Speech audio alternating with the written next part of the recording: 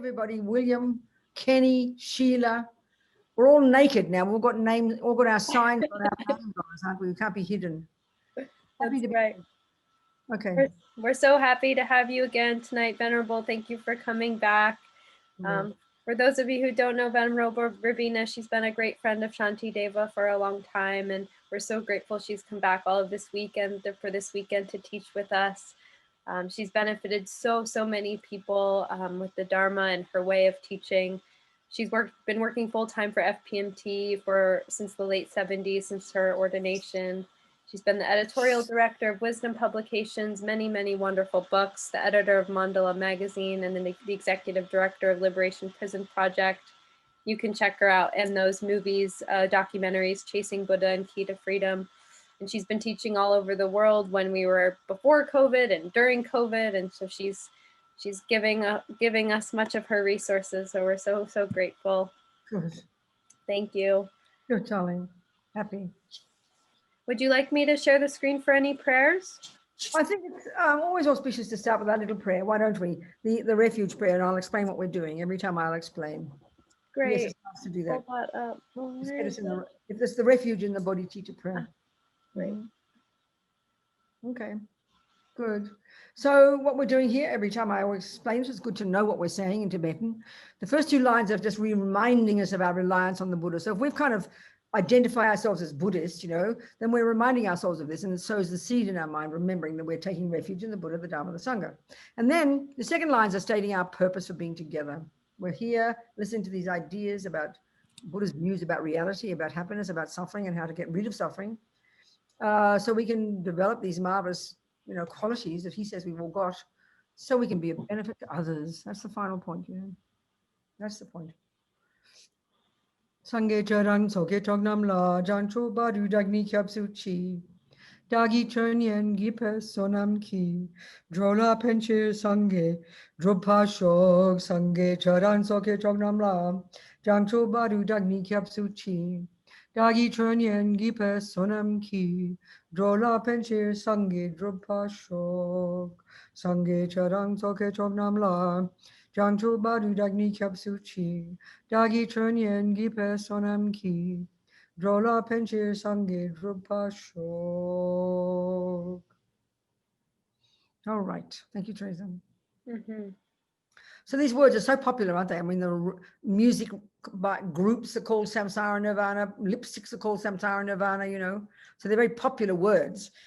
But so what do they mean, Well, I mean, so like a cliched kind of understanding of them is a sort of samsara is where you're allowed to have sex and drugs and rock and roll. And then Buddhism demands you've got to give it up and go to boring old nirvana. That's a kind of a cliched religious idea. We have this view when we think of religion.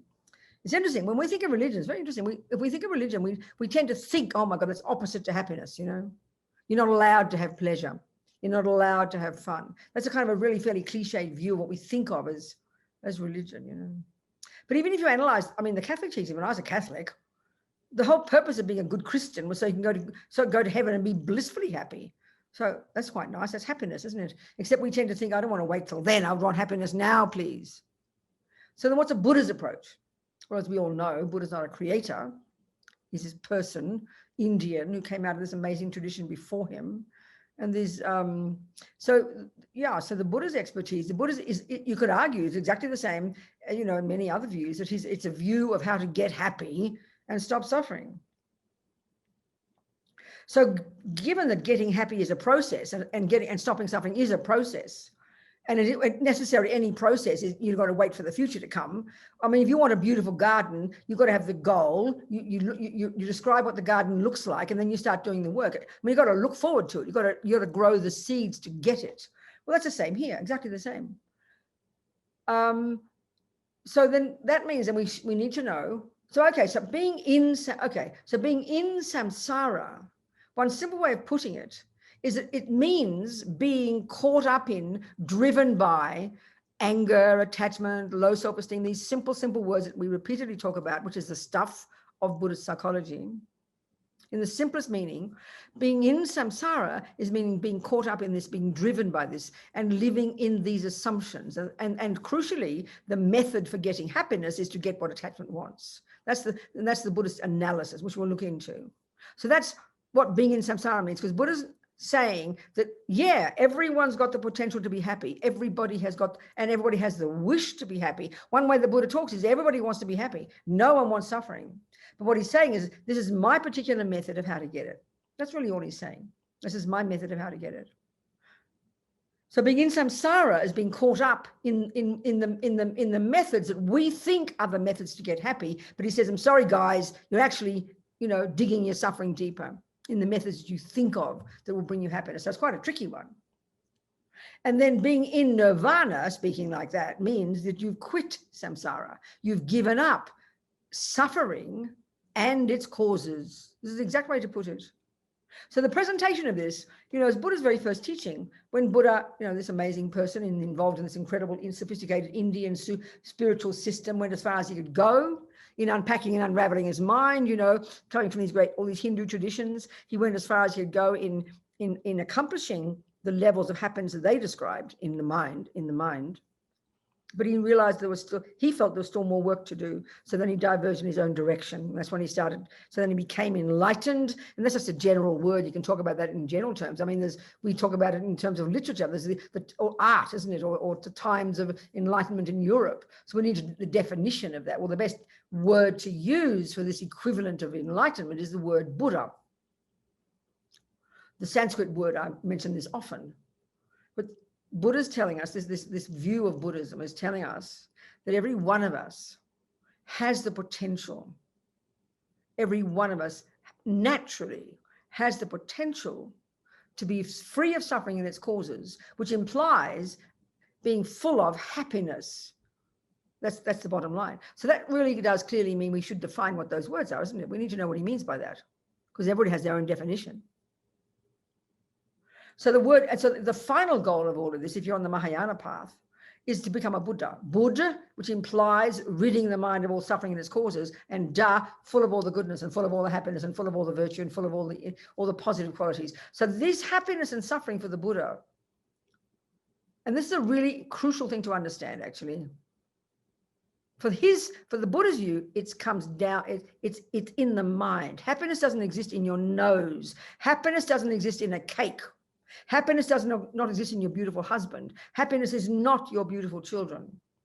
The way the Buddhism uses these words, and this is where you study Buddhist psychology quite in depth if you're interested, happiness is literally a state of mind. Things out there trigger happiness, no argument. But we are so, I think, in our culture, and this is what Buddha means by being in samsara, the whole samsaric philosophy is that we believe that not only is the cake the cause of my happiness, not only is the boyfriend the cause of my happiness, but even we're so addicted to the external thing being the cause that when we think of our happy moments, we think of that external thing. If you say, tell me about your happiness, Robina, tell me about it, and I'll tell you all about my beautiful boyfriend. I'll tell you about my beautiful children. So in other words, we actually even think the happiness is the event, is the thing. And because the Buddha's view is that we're addicted to believing that that's where happiness is. So it's really curious. You think of it, you open your eyes in the morning and you open your eyes and suddenly the world appears to you, and through the five senses, isn't it? We've got the five senses. And and we think life is out there, don't we? We think life is out there. That means happiness is out there. That means suffering is out there. And of course it is. We don't look in the mind for happiness and suffering. We certainly do not look in the mind for the causes of it. This is I think this is very natural in our culture.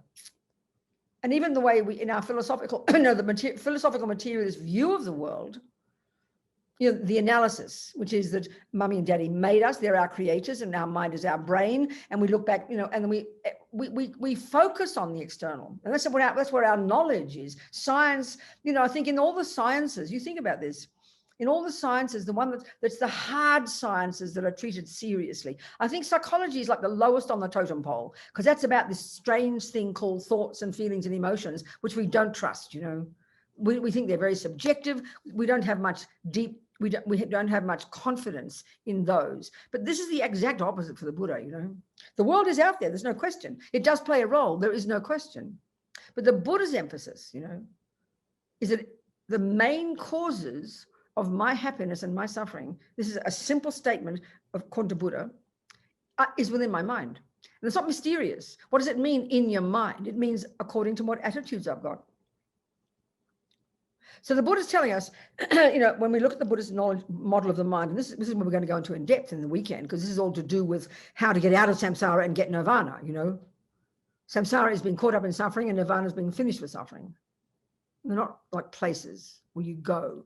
Nirvana is not an alternative to heaven or anything. It's a word used to refer to your own mind, speaking simply, of being free of suffering and its causes.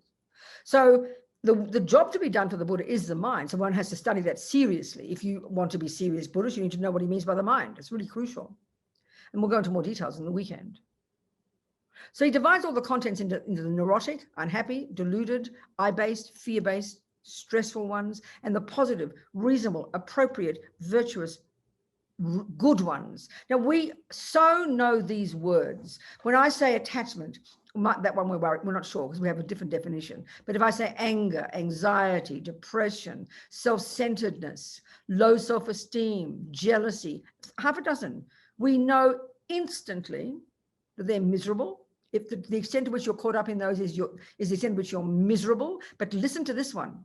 It's the extent to which you can't see past your own nose. You can't see anybody else except through the lenses of your needs. So then when we see the world through those lenses, the world is a horrible place, because that's the fault. The boyfriend harmed me. The people are mean. I can't get a job. So if we see everything through the lens of our own misery, we are miserable and we can't even lift a finger to help others. So all this is analogy I'm talking about. The bird needs two wings, Compassion is the point.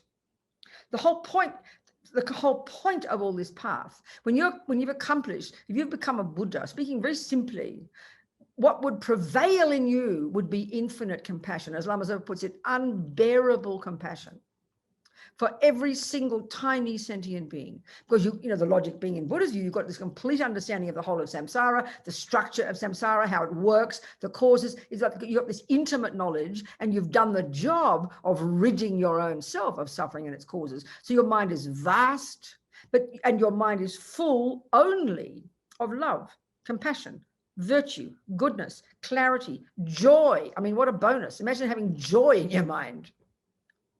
And so the Buddha's view is that virtuous states of mind and actions done on the basis of those, that is the cause of my happiness.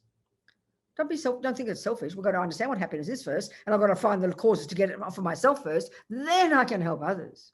So what is the cause of happiness? And this is the Buddhist view in the long term. Sowing the seeds of actions done on the basis of virtue will ripen as your future suffering. We are the creators of ourselves. Remember, the Buddhist view of karma is very fascinating. It's not like happiness is not like a gift that's given to you. And I'm not being rude if you have faith in a creator, but it's not the Buddha's view. Buddha does not give you happiness, baby. He gives you the methods for you to get it yourself and then to help others get it. That's the whole view of karma, which is fundamental to the Buddhist view, which in that sense is a radically different one, let's say, from the other spiritual or religious philosophical presentations, which posit a creator. So happiness, so even the word it's so fascinating, the word happiness, we should look at it. And therefore the word suffering, because Buddha's first teaching after he got all this together, after he became a Buddha, after he did all this inner work and kept going and going, and one day eventually under that Bodhi tree in Bodh Gaya, as they talk about it, the penny dropped, he got it all. His mind is a Buddha's mind. So he started to teach. He went off to Varanasi, a several-day walk, to a place called Sarnath, Deer Park, a big place where the people use the local king or something offered it to all these people. And so these spiritual practitioners, because India was crawling in spiritual practitioners at the time, all these renunciates would go around in their little yellow robes, meditating and blah, blah, blah. That was the tradition back then. And so Buddha then gave his first teaching, and it's called in general, the Four Noble Truths. Well, it's actually the four truths for the noble ones. A noble one, I don't even know what the Sanskrit word, I forget. It's for a person who understands this, who's done the job, So the four facts for the noble ones. And these four facts are related to suffering. So this is the essential presentation of this view of Buddha's of what suffering is. The first one, there is suffering. Second, there are causes. Third, guess what? You can get rid of the suffering and its causes. Pretty amazing. And fourth, the methods. Okay, it's taught really extensively, at quite depth and quite a lot of breadth when you study it in depth, but we're being very simple about it here, getting it down to its simplest concepts, So if it's true, I mean, think about even that there's Buddha telling us he's got a method to stop suffering. That's a pretty audacious thing to present, isn't it? I've got a method to stop suffering. My God, if anybody wrote a little course, said that, and round presented that weekend course, I've got a method for, I mean, you'd probably pay him $1 million. It sounds so amazing. Because he's not being hit and miss. He's giving a very logical presentation of what he thinks suffering is in great depth. He's giving a very logical presentation of his view from his own findings about what causes suffering. And clearly, if you've got a problem, the first thing you have to do is locate the problem. But the crucial thing, if you want to get rid of that problem, it's obvious, isn't it? You've got to locate the cause. If you don't know the exact cause of that pollution in that water of yours, how can you solve the problem? Because once you've located the cause, then the solution is implied. So this is Buddha's presentation. His whole worldview from the point of view of how to get rid of your suffering, which is then what you use as on the basis of how to get rid of other people's suffering. It's not, if this is the wisdom wing, this is not the compassion wing.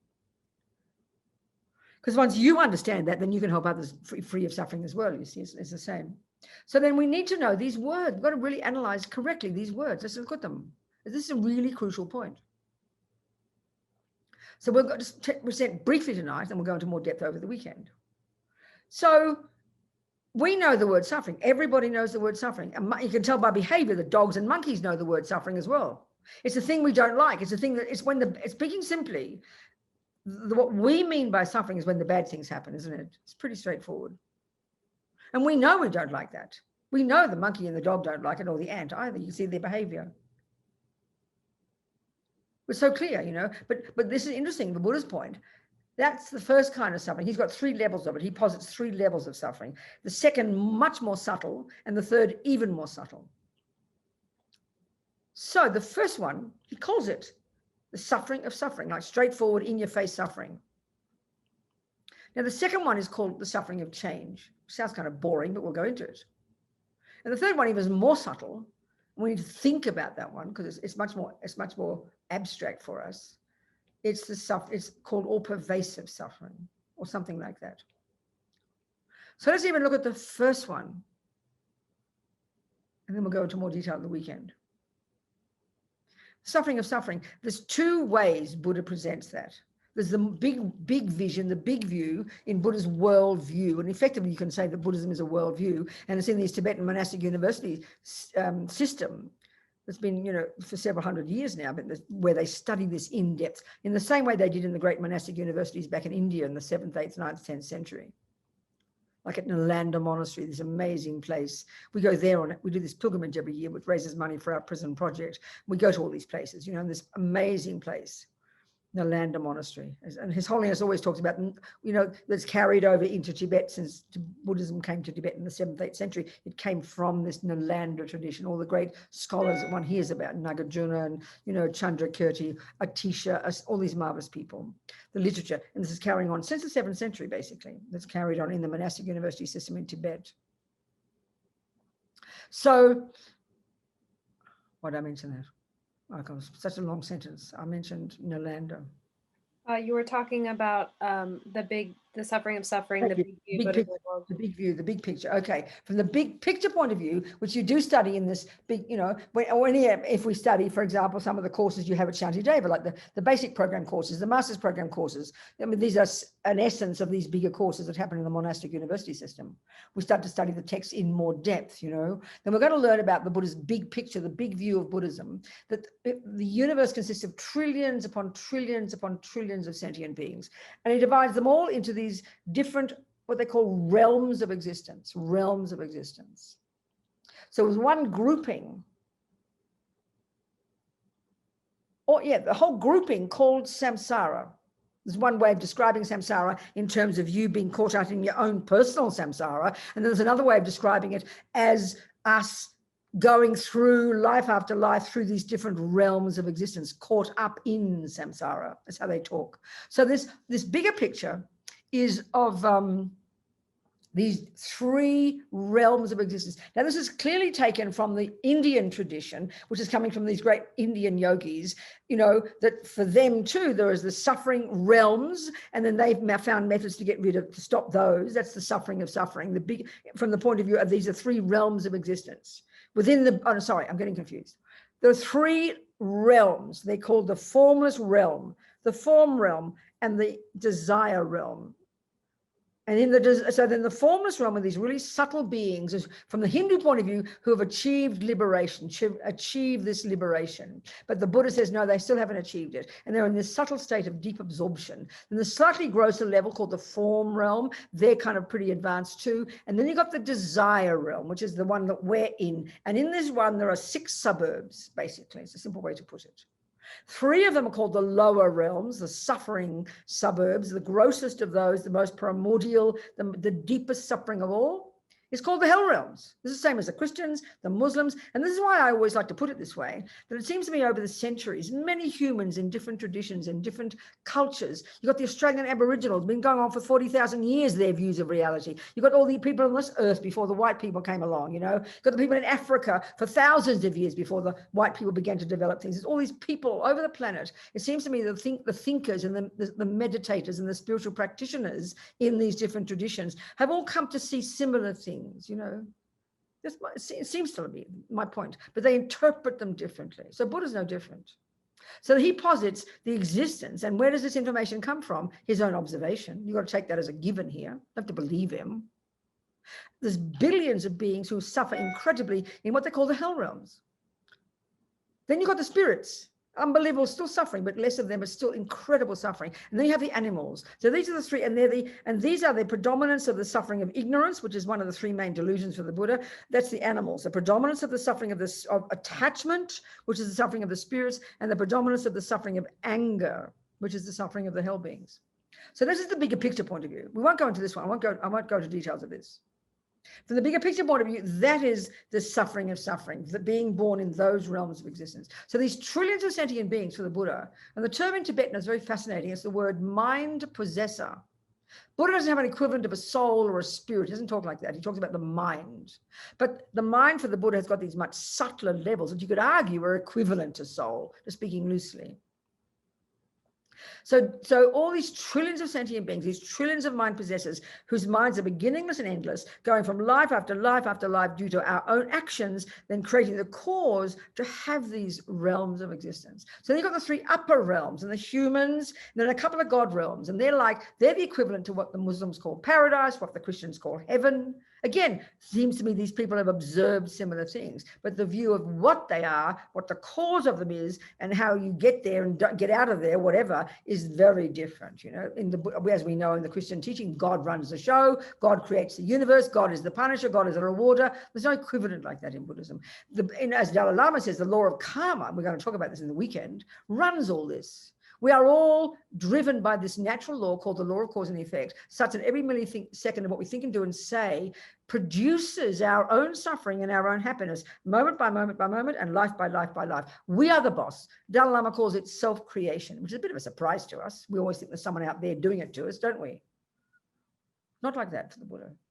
So the suffering of suffering in this bigger picture point of view is these realms of existence, these intensely suffering ones, you know. And as Lama Yeshe sort of joked one time, he says, hell is not some place where the devil is waiting, saying, ha ha, I'm waiting for Lama Yeshe. Hell is the manifestation of the negative energy due to past karma of that suffering sentient being. We create our own experiences, Buddha says.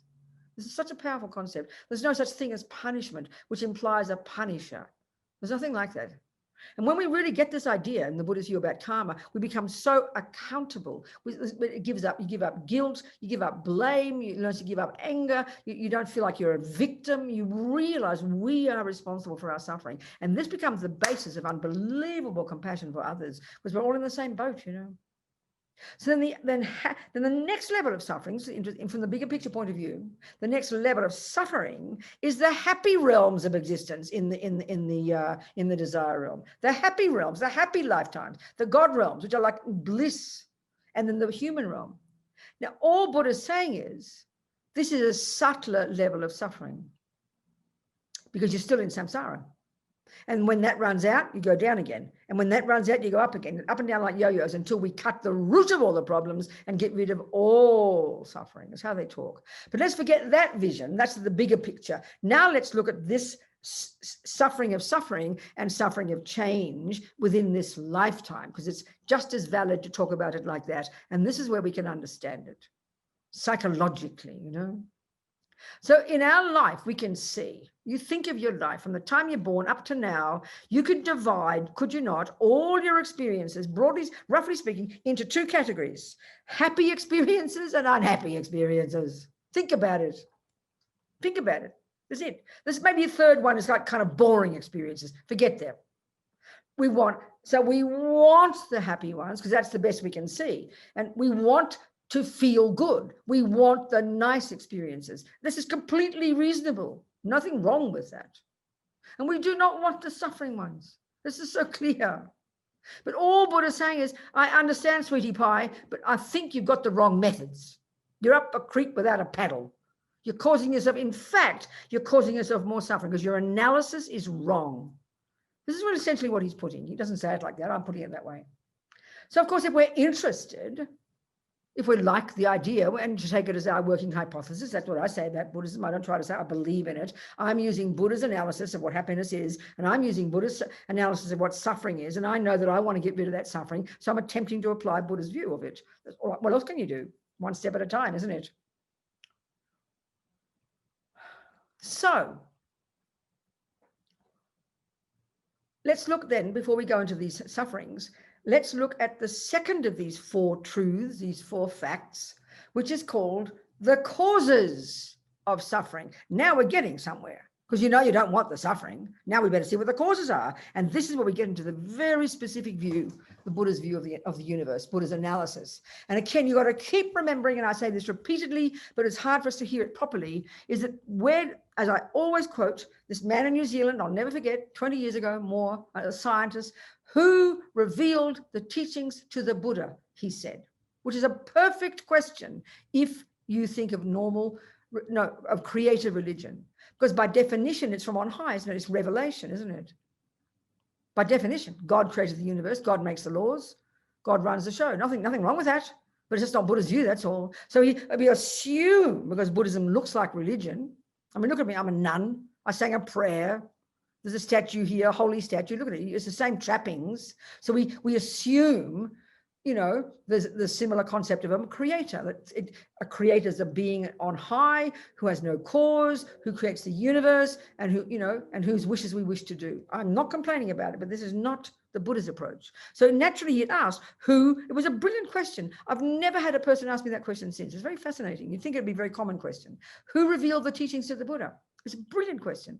And he was shocked. And people laughed when I said, would you ask Einstein who revealed the teachings of relativity to him? Of course we laugh, because we have this very clear, strongly held view that we don't question, that hard science, which is what we call Einstein's, you know, stuff, is coming from his own observation, and he's proven it to be true, and he's presented his methodology, so we can say it's been proved. That's perfect. Buddha completely agrees. That's his exact method, which is a shock to us. It's almost hard for us to believe that. Why is it hard for us to take that same view? Because that's exactly what the Buddha is saying. Like we know, if we study Einstein, we know that this Mr. Einstein has been, you know, he has presented his findings. He's been very authentic. Even a cook in a cookbook does that. No cook in a cookbook would dare just chuck in any old recipe. They make the cake 27 times before they dare put the recipe in the book. That's just cakes. So we trust that process. Well, that's the process of being a Buddhist. But we're so shocked by that, and we don't believe it because we just think it's religion. No one can prove it. It's just Buddha came up with it. You know, he had a vision or a dream or something. You know, we're very kind of ridiculous. So it takes a while for us to even trust this concept, because we immediately say, well, what do you mean? How can Buddha prove reincarnation? How can you prove this? We're so caught up in the view that, and why we think that, and this is the point now, because the Buddha's view of the mind is fundamentally different. The Buddhist view of the mind comes from these Indians before him. More than 3,000 years ago, these dudes, were the ones who began this extraordinary inner process of unpacking and unraveling the contents of the human mind. They've mapped the mind internally. This is not known in our neuroscientific methods. We only map a brain. These dudes, before the Buddha, they mapped the mind. It's the same basis, the same model that Buddha uses, This is extraordinary. There's nothing equivalent in our own culture. It takes us a while to hear this. They're the ones who cultivated samadhi, this single point of concentration, shamatha. They're the ones who, and when you read in the Buddhist literature what the mind is like when you've accomplished these, it's like science fiction. It's so extraordinary. This is more than 3,000 years old. And now it's only now with the Dalai Lama and all his conversations with the great scientists and thinkers in our culture, this stuff is now becoming evident, now becoming known in our culture. And it's very humbling because we're starting to question our own assumptions, especially about what the mind is. So this is coming from Buddha's experience. And he says, this is my methodology. This is what I found to be true. Don't believe a word I'm telling you. Go check it out yourself. You're the boss. Go prove it for yourself, one step at a time. And as the Dalai Lama tells us in the West all the time, if you start following Buddha's methodology, step by step by step, you choose to do that, then each step of the way, like Einstein, you tick the box. Well, you begin at 1 + 1. Oh, well, he told me that 1 + 1 is 2. I've just proved it. You go to grade 2, grade 3, then you get to physics. Each step of the way, we get this. This is learning. This is what we mean by developing knowledge. You prove it as you go. You don't just blindly believe it all, just memorize all these weird words. You prove it. You internalize it. That is exactly the Buddhist approach. So we're the boss in that sense, So to merely believe in something for Buddhism is just intellectual laziness. You take it as your hypothesis. Even the view of the mind being more subtle, you can't prove it immediately. You've got to listen to the literature, read it, study it, think about it, and then start to do the practices. So Buddha's observation is this entire universe is like this. There's trillions of realms of existence, trillions of sentient beings, no creator. Minds go beginningless and they go on endlessly. Then that he's presented what suffering is, the causes of it, how to get rid of it, how to become a Buddha, blah, blah, blah, blah. The whole thing is from Buddha's own observation and his own experience, and anybody since that time who's done the job, all the other people who've become Buddhas on the basis of this. So in the second noble truth, we learn about the causes of suffering from the Buddhist point of view. The causes of suffering, essentially, the world is run by the law of cause and effect. We know that. We call that science. Cakes, everything. That's what we're saying. And we're geniuses at this. We're geniuses at knowing how to do something, work out what the causes are, put them together, and then we'll produce it. I mean, we can build 100-story buildings without falling down. We can build incredible, sophisticated computers because we understand the law of cause and effect. We're super, super sophisticated, super technically brilliant when it comes to making physical things. We're geniuses. There's no doubt about it. That's the law of cause and effect. Well, Buddha's expertise is the law of cause and effect of the mind and happiness and suffering. He likes his lamps and computers, nothing wrong, but his expertise is the mind. His expertise is how to get happy and how to stop suffering. That's his expertise. And that's his presentation of what suffering is and what are the causes and how to get rid of it. That's what it is, So obviously to produce anything, a lamp, the simplest thing, a flower, you've got many, many things have to come together to produce that flower, don't you? But you can narrow it down to some main causes. In terms of a flower, clearly the main cause, the direct cause, the main cause of the rose is the rose seed. The rose nest exists in that seed, doesn't it? That's the main cause. But we know you can hold a rose seed in the sky for 42 years. You will not get a rose. You need the conditions to nourish it.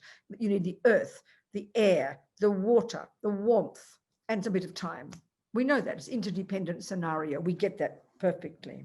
Well, that's how Buddha talks about happiness and suffering. So here, we're talking about suffering, but the implication is it's the same for happiness, So that he narrows down to 2 main causes. 2. For that moment of suffering, like say when... You always use a dumb example, my boyfriend, William, I grabbed you, William, you're my boyfriend tonight, I'm sorry. When William punches me in the nose, you see him punch me in the nose and I'm crying and you'll say, what's wrong, Robina? Why are you suffering? And I'll say, William punched me in the nose, and nobody would argue. because that's the logic in our world, that William's punch is the main, I'm using these words very literally, that William's punch is the main cause, not even the punch. William is the main cause of my suffering. We get that. You know, let's say, oh, Robina, you look so happy. Why? Oh, Rosanna was so kind to me. So as far as we're concerned, Rosanna is the main cause of my happiness. We don't even articulate it like this. We just believe it, do we not? Look at our behavior. This is completely instinctive to us. Buddha says we've got it wrong, not being moralistic, but just technically we haven't factored in the main causes. And this is, of course, this is Buddha's unique approach. And of course, this takes time for us to hear because it's very shocking to us. He says there are two main causes. Rosanna is definitely a cause of my happiness, but not the main one. She's a secondary one. She's like a catalyst. William is definitely a main cause of the cause of my suffering, but not the main one. He's a catalyst. He's a secondary cause. This is a literal way to put it. So what are the main ones, please, Buddha? I'm dying to hear, you know. Well, Robina, honey, they're both inside you, sweetie pie. This is the biggest shock on the planet.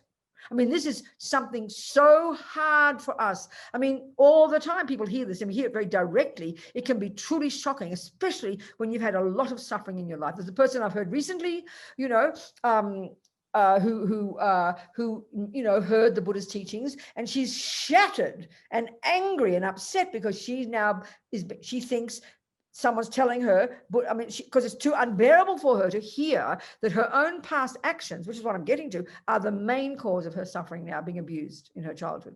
It's too shocking for us because we have such a powerful view, and a powerful view of suffering, and suffering is terrible, terrible things happen to us in life. This is called the suffering of suffering, when the bad things happen. There's no question this poor planet is suffering unbearably, and it's evident that other sentient beings do it to us. Humans harm humans, humans harm animals, animals harm each other. It is no doubt that that is true. That's not a lie.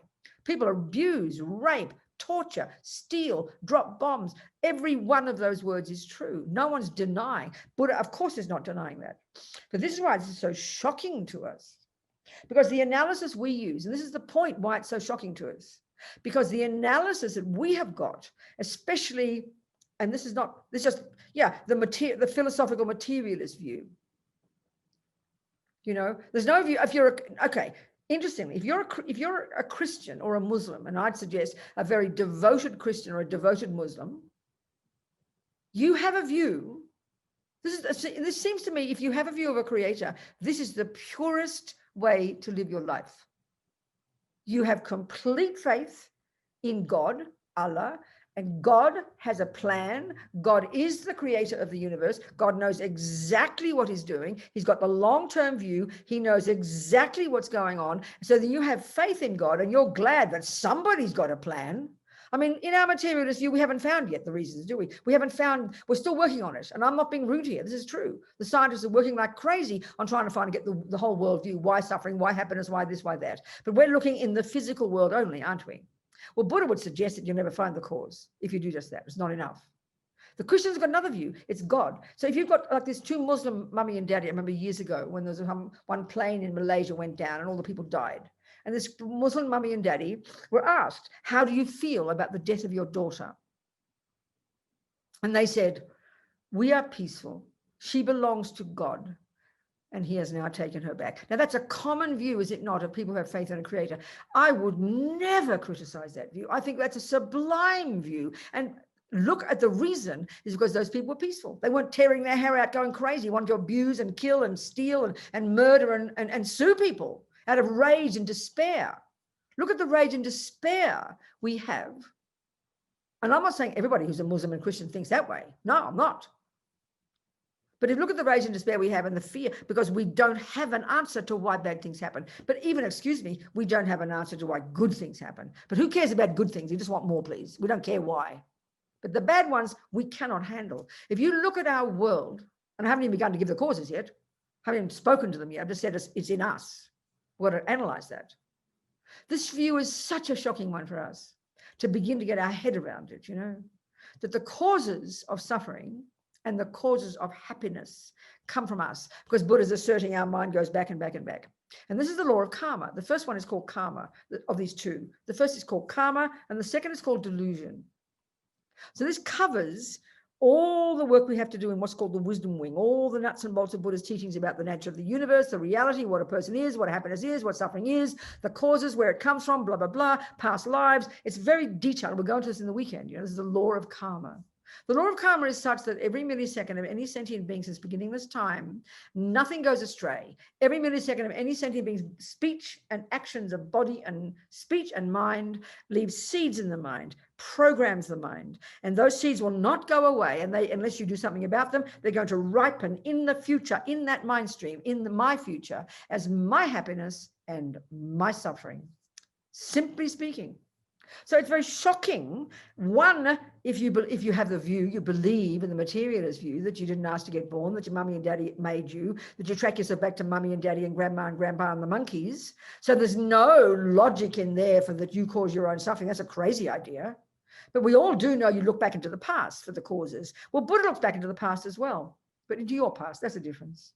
Into your past. We don't have a past in the materialist world, do we? Except it's through mummy and daddy and grandma. But the Buddha's view very simply states, and equally, you don't have a past if you're a Christian. You go back to God. God is the source. But the Buddha's view is a third option. Your consciousness goes back and back and back and back and back and back and back. That's his observation.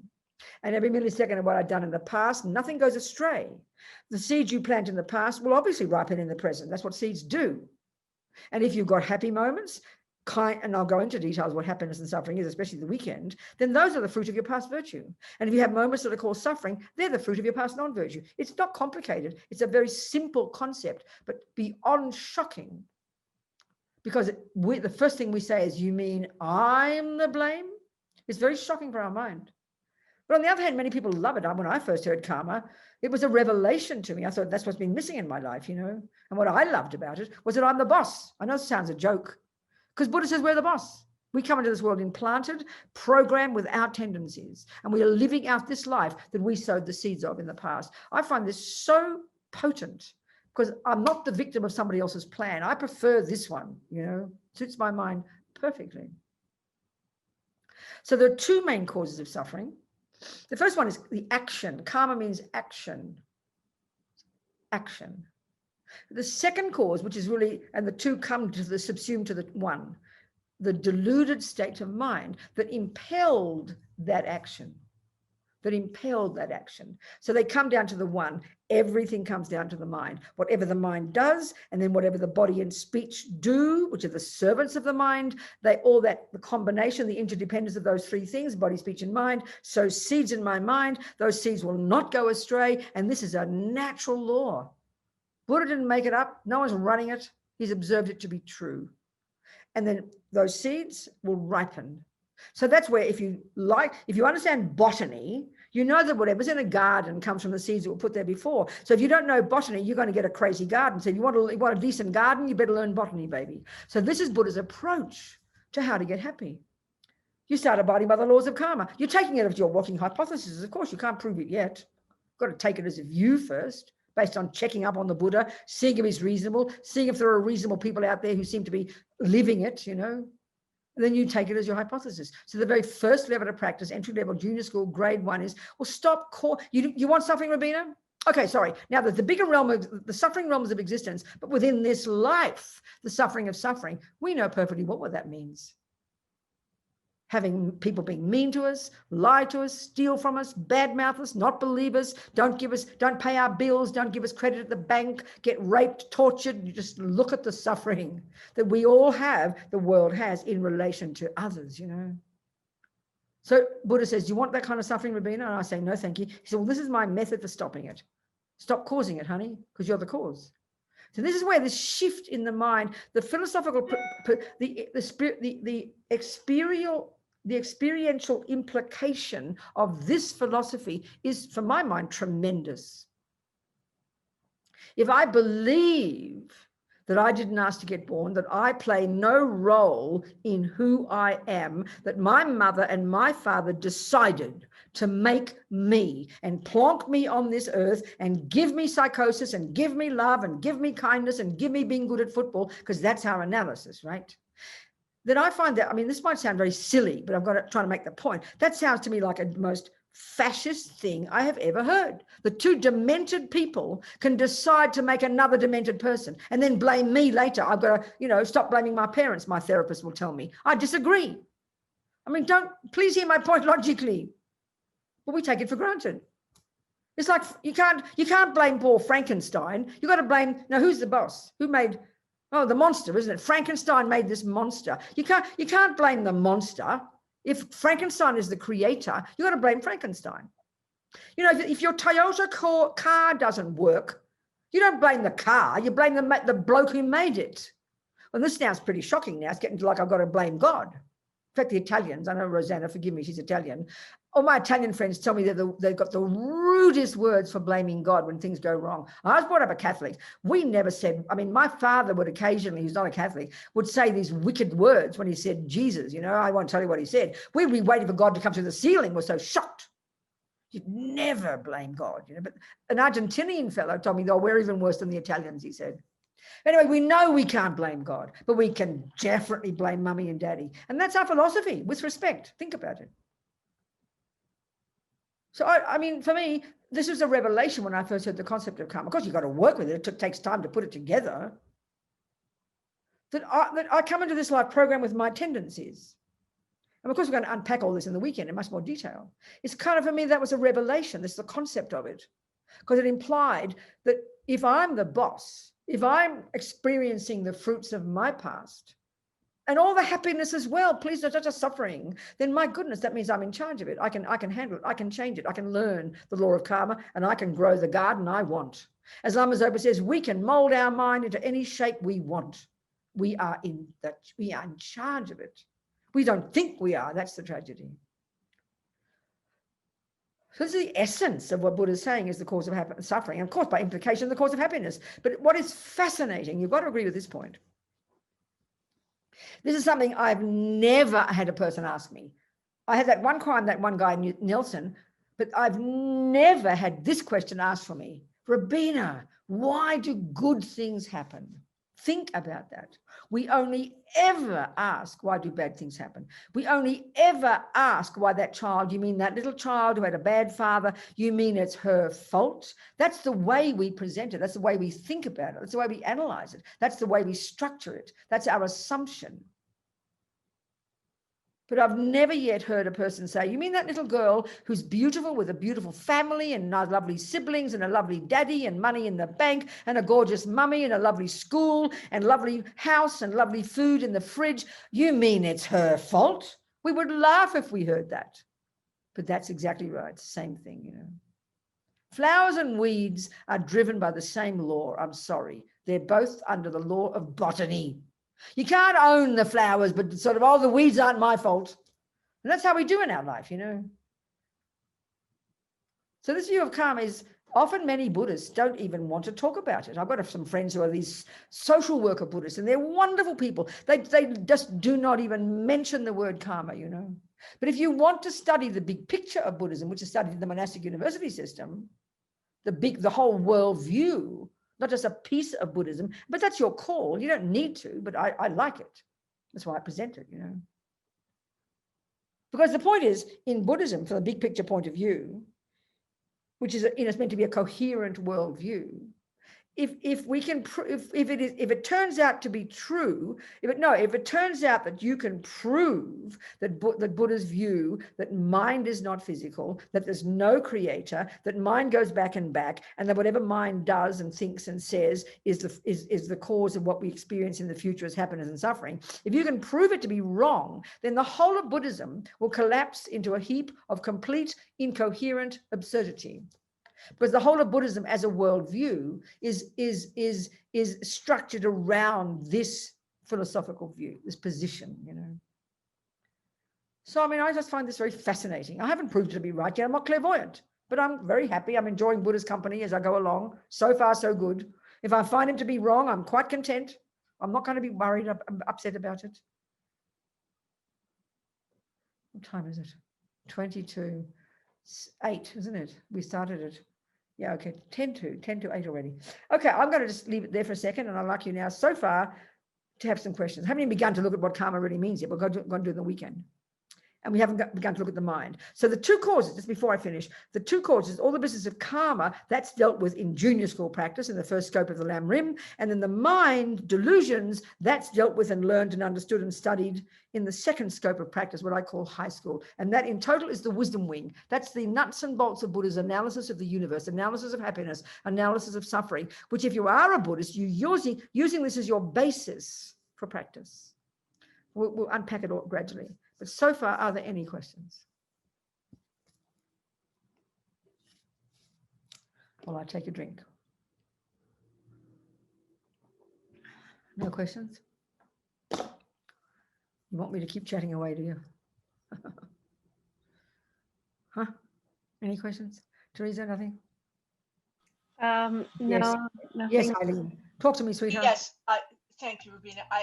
Maybe we could talk over the weekend, but there's our own personal karma. But let's say we're living in the times that we're living. Okay, so there's a lot of suffering around us and the COVID, all of that. All right. So even how we respond to that, that's right, is our own mind, correct? I mean, because it's kind of like we have the collective karma that we're living in this life. This is that's right. So could you talk a little bit about that, like individual karma, personal karma? Oh, I see. Okay, I get you. Okay. So in order to do that, I've got to explain a little bit how karma works then. Okay, I can do that. We can still unpack it more the weekend for sure. All right, that's fine. Okay, Eileen, I understand. Sure. Thank So you.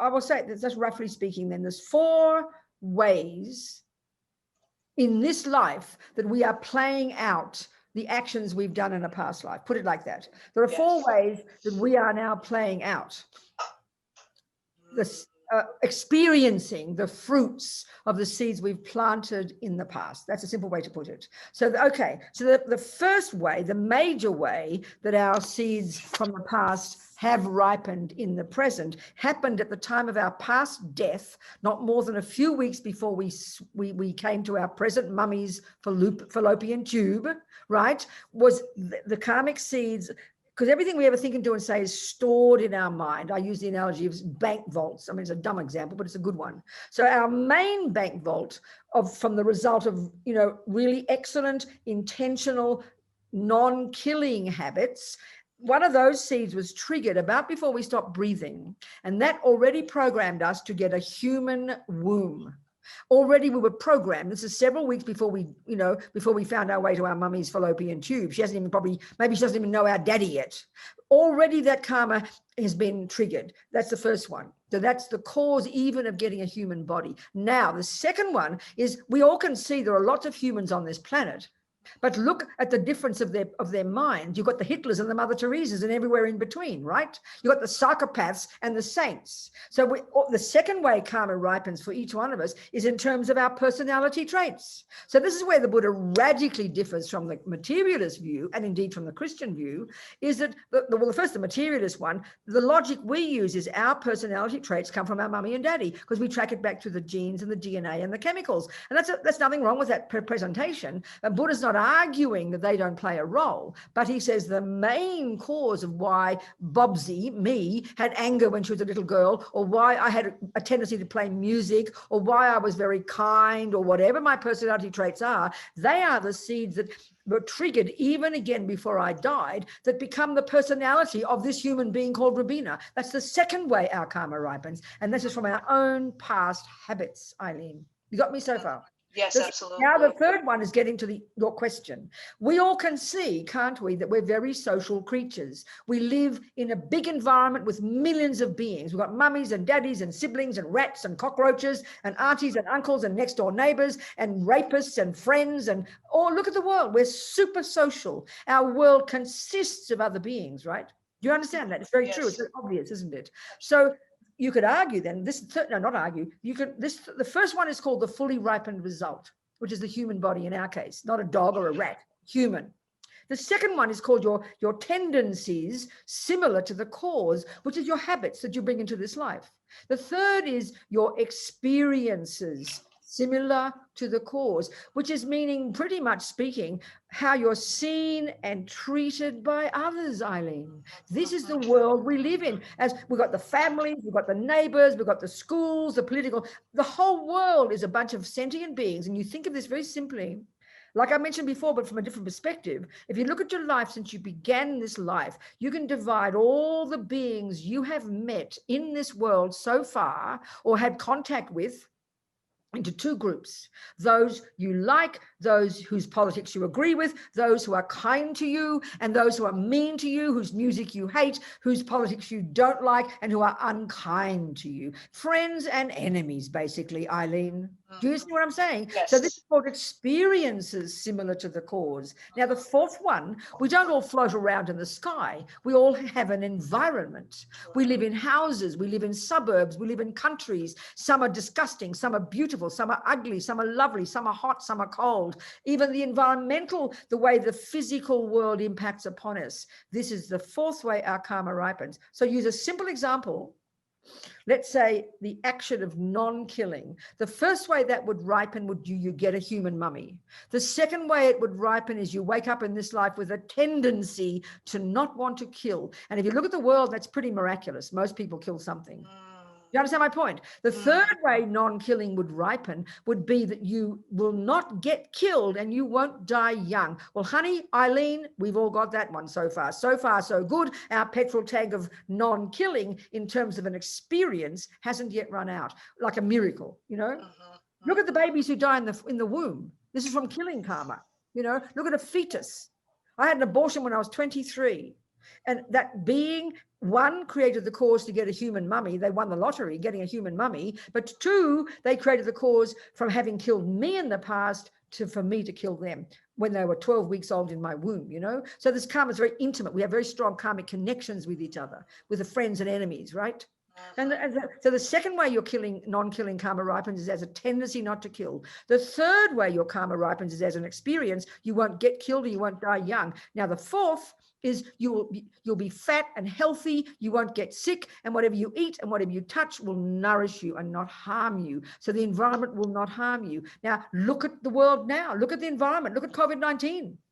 In two ways, people who die from COVID-19, that's the karma of past killing, that they get killed or die young. But the environmental result, we're all experiencing that. The physical world itself, in particular, our beloveds, our friends, our family, we can't even touch them. They're like poison for us. That's environmental karma of collective past killing of the whole world, you know.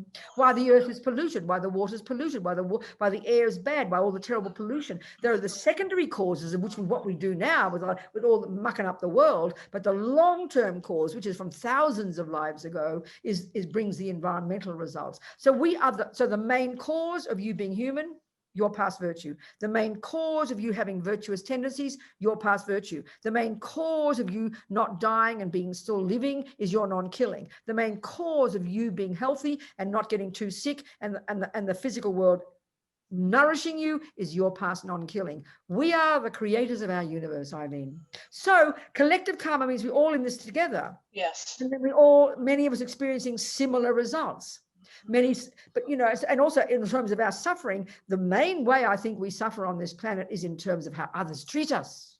You think about that, the torture of being harmed and lied to and stolen from and not even just not believed, your child rejecting you, your mother throwing you out, you know, the suffering we have in relation to each other, experience similar to the cause. This is where the pain is, isn't it? You understand? This is Buddha's analysis, which is very different from our view, my goodness. So this is why. So then you divide all the work into the wisdom wing and the compassion wing. So the wisdom wing is where you put all this together. You take the view of karma. You try to apply it in your whole life. You do lots of purification. You live in vows. You then try to look at your mind. You become your own therapist. You look at your mind. You look at attachment and anger and all the neuroses because they're the root of the problem. And you begin to reconfigure your mind. So the consequence of this is you become a more wise, more fulfilled, more content person. And now you can handle the crazy world and you can get out there and help them because we're all in the same boat. The wisdom wing has to come first, you know, otherwise we'll go crazy, we'll go mad. And especially if you have the view that you blame the whole world for your suffering, and suffering is real. People do terrible things to each other. So this view of karma is pretty powerful. Do you understand, Eileen? I do. Oh, I do. Yes, absolutely. Good. Thank you. That's a summary of it all, you know. Any other questions, people? I mean, this is an intense view, and I say it so bluntly. I don't pull punches, you know, which is why it upsets some people. I can understand that, but this is Buddha's teaching. All I can do is present the teaching properly, authentically. I'm not telling you he's right or wrong. I don't know. I'm still working taking it as my hypothesis. It's up to us to take and to be brave enough to listen to this as an interesting view. If you don't like it, then chuck it out. No one's out demanding you listen to it. It's up to us, That's why it's so powerful. Let me just finish here. For me, this is the basis of compassion. This is the basis of compassion, Eileen. That's why I love to use these examples. Back in 2003, when I was running the prison project in California, and Richard Gere, as you know, is a good Buddhist, lives in New York. He had invited the Dalai Lama to New York for a talk, and then he decided, he thought to collaborate with Liberation Prison Project and to invite some prisoners. Then he did his own thing, and he invited about 20 former prisoners, all of whom had done some kind of spiritual practice in prison, and then he invited some people like me who had been working with people in prison. It was a very moving day. It was a whole cross-section of Americans, black, white, male, female, Puerto Rican, Mexican, whatever, all of whom had suffering in prison, all of whom had done some kind of spiritual practice, some kind of Buddhism or some kind of meditation, something like that. So it was a really moving day, all talking about their suffering and their dramas, and then they met His Holiness, and it was so wonderful day. But he also invited 2 young Tibetan nuns, young women, early 20s. Of course, look at their background. They're brought up in Tibet. 99% of Tibetans, 99.9%, I'd say, up until 1959, when they were dispersed from their country, they were all Buddhist. I mean, the Catholics went there, the Jesuits went there in the Middle Ages, and even translated the Bible into Tibetan, but they couldn't get one Tibetan, so they gave up on the Tibetans, The Tibetans were very happy with their own view about karma. They didn't want a creator. A few Muslims are in Tibet. In fact, in Kathmandu, there's this amazing, very tall, very fierce Tibetan acupuncturist. She's amazing, and she's a Muslim. She's wonderful. Anyway, whatever. So the point is, these young women brought up with this view. This is what's fascinating, okay?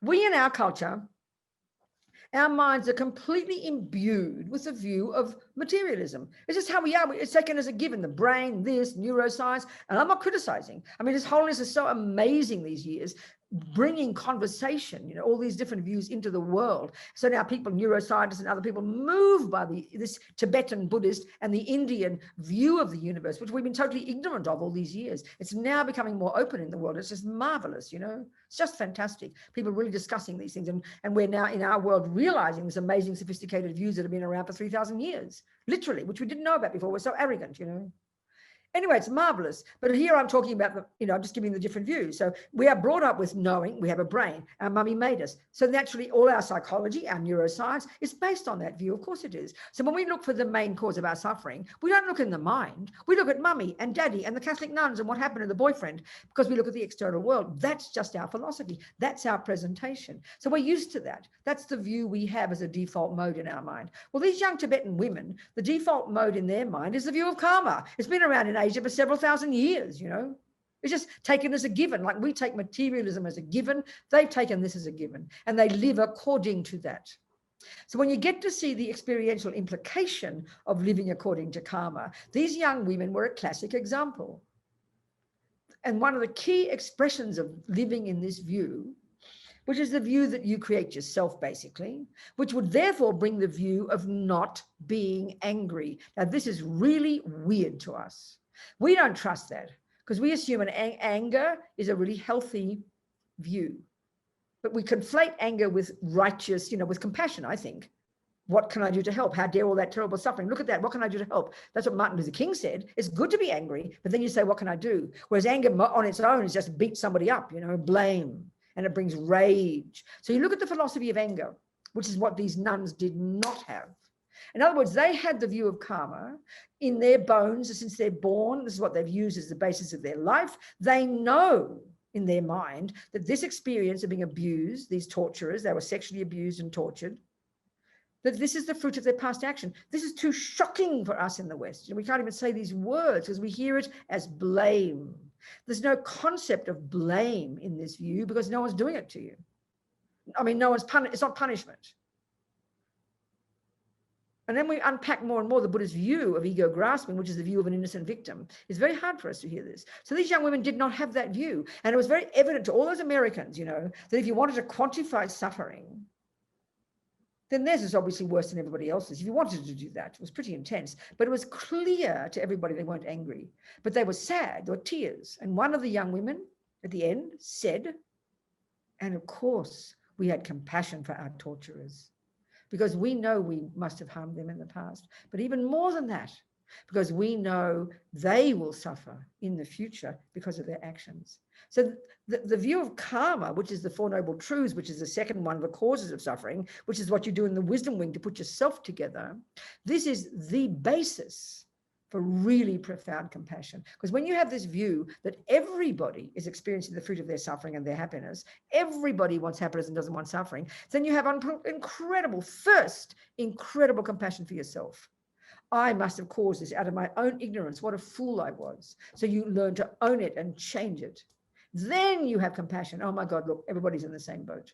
So this takes time to unpack. This takes time to really think through, not just to go, oh yeah, I'm a Buddhist, I believe in karma. That's gross. That's really that's really inappropriate. It's become superstition, you know.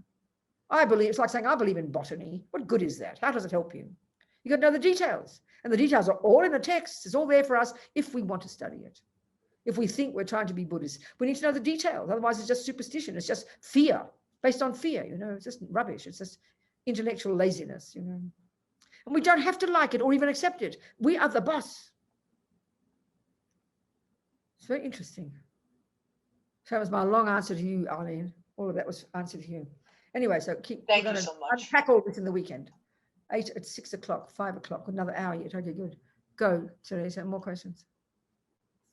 I don't see any directly popping up. Let me just. Okay. All right. Okay. So, okay. Yeah. Where? Oh no, I'm not seeing anything coming up right now. Okay, no problem. Okay, good. So let's just think. The trouble is, I talk too fast, and I've got to say all these other things. I mean, I've probably taken. I know I always say this, and I always embarrass when I say it, but I always crack a joke. How it's been proven that I speak 3 times the pace of everybody else. It's so ridiculous. I know that. So then it's already about now 3 hours later, you know. Anyway, it's a joke. It's so ridiculous. And I keep thinking as I get older, I'll go slower, but I don't. So funny. So silly, isn't it? Okay. So where to go next? Okay, so the bigger picture view, the universe is consisting of trillions of sentient beings, and their minds are beginningless and endless. Maybe we should look at this for a second, because this is like the most hilarious thing we've ever heard. This is fundamental. When Lama Zopa Rinpoche would start the teachings, when he started to teach Westerners, the hippies in the late 60s, early 70s. So here all these hippies, Westerners like me, coming in with the assumption of a brain being the mind, an assumption that we were made, we began in our mummy's womb, or the assumption of a creator. In either case, each case we began. There was a first moment in the mother's womb of me.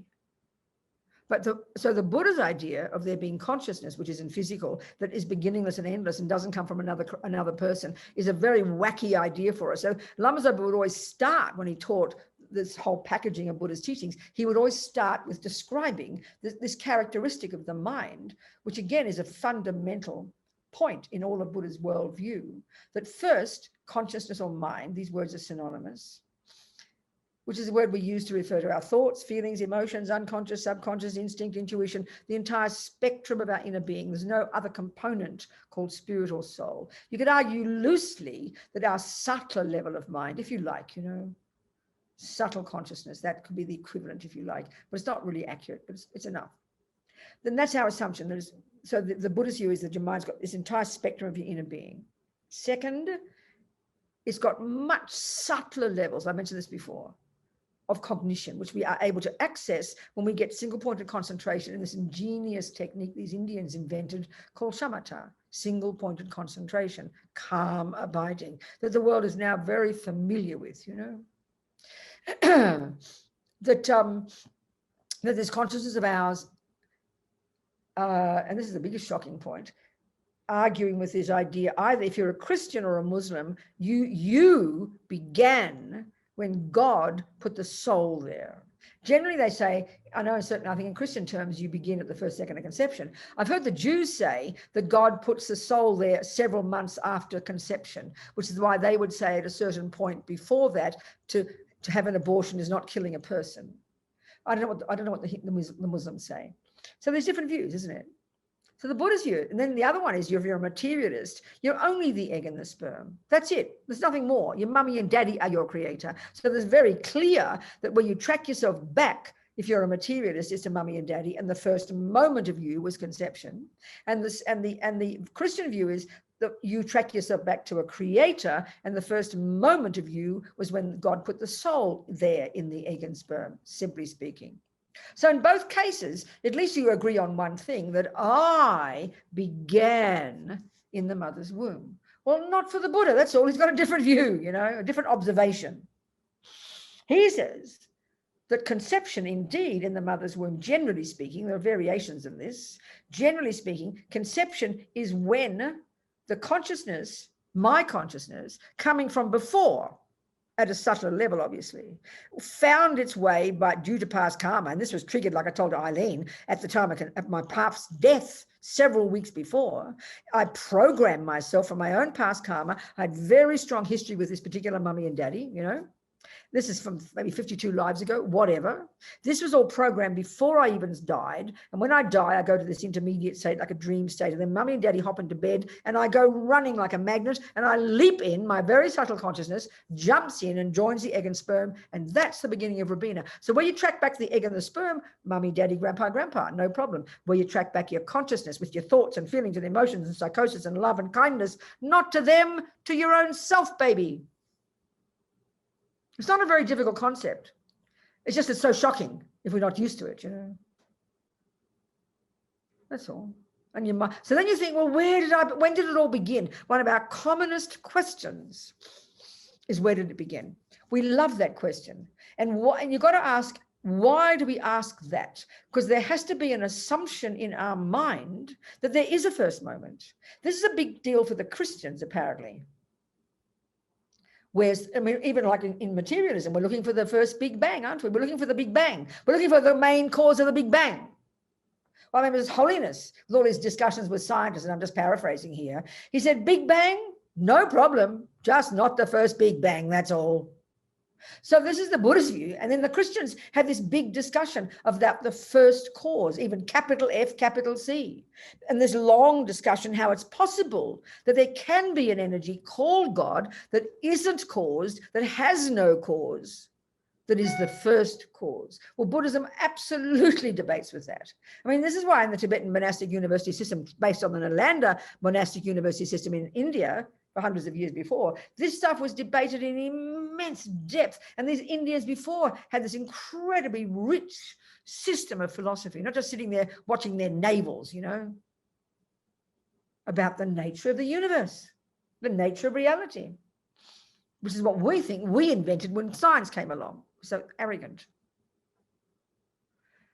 So the Buddha would argue that this is an impossibility. There cannot be such a phenomenon that doesn't have a cause. If it's a being, it's a dynamic process of cause and effect. Cause and effect of the Buddha runs the universe. The universe runs within the law of cause and effect, which implies if this moment of anything is the effect, is it not, of the millisecond before it, whatever it is. And if you follow that logic, you could track back this thermos in an unbroken chain of physical moments to the first moment of this universe. You would inexorably, inevitably, logically do that. You'll never get to a point where there was sort of nothing there, then suddenly out of nothing came something. That's irrational and illogical. So the Buddha would say that about the mind, and the mind is not physical. So the main cause of this moment of mind, this non-physical capacity for cognition, has to be the previous millisecond of this capacity for cognition just before. And the cause of that is the moment before. And the cause of that is the moment before. The main cause that needs cooperative conditions, yes. But the main cause of this non-physical capacity for cognition, my mind, has to be a previous moment of exactly like that. And you will keep tracking back. And of course, we're looking for the first moment. When did I begin? Well, I'm sorry, Buddha says you didn't, baby. This sounds demented to us. Only because we have a strong belief, irrational, Buddha says, in there being a first cause. It's a contradiction in terms. You cannot have it. So as nutty as this sounds, I don't know where else you'd go with that logic, you know. So you don't go on about it. You just kind of leave it there. But this is why you don't. I mean, the Buddha would say we don't. He's saying there's no such thing as a creator. He's not saying there's no such thing as a superior being. He uses the term, and that's a person who's become a Buddha, and we can all become one. That's the difference. And you don't need creating. We don't need creating, Buddha says. He says the creator component of a superior being, of this energy called God, omniscient, infinite wisdom, infinite compassion, Buddha would call that a Buddha. But that energy, a being, Buddha says, is everyone can become that. But that's a shocking concept in Christianity too. God can't have been ordinary first. That's a too shocking sin to think that. But that's the Buddha's view. That's the Buddha's view. And the potential to become this Buddha is existing within them, every single tiny mind, every billion of the billions and billions and billions of mind streams.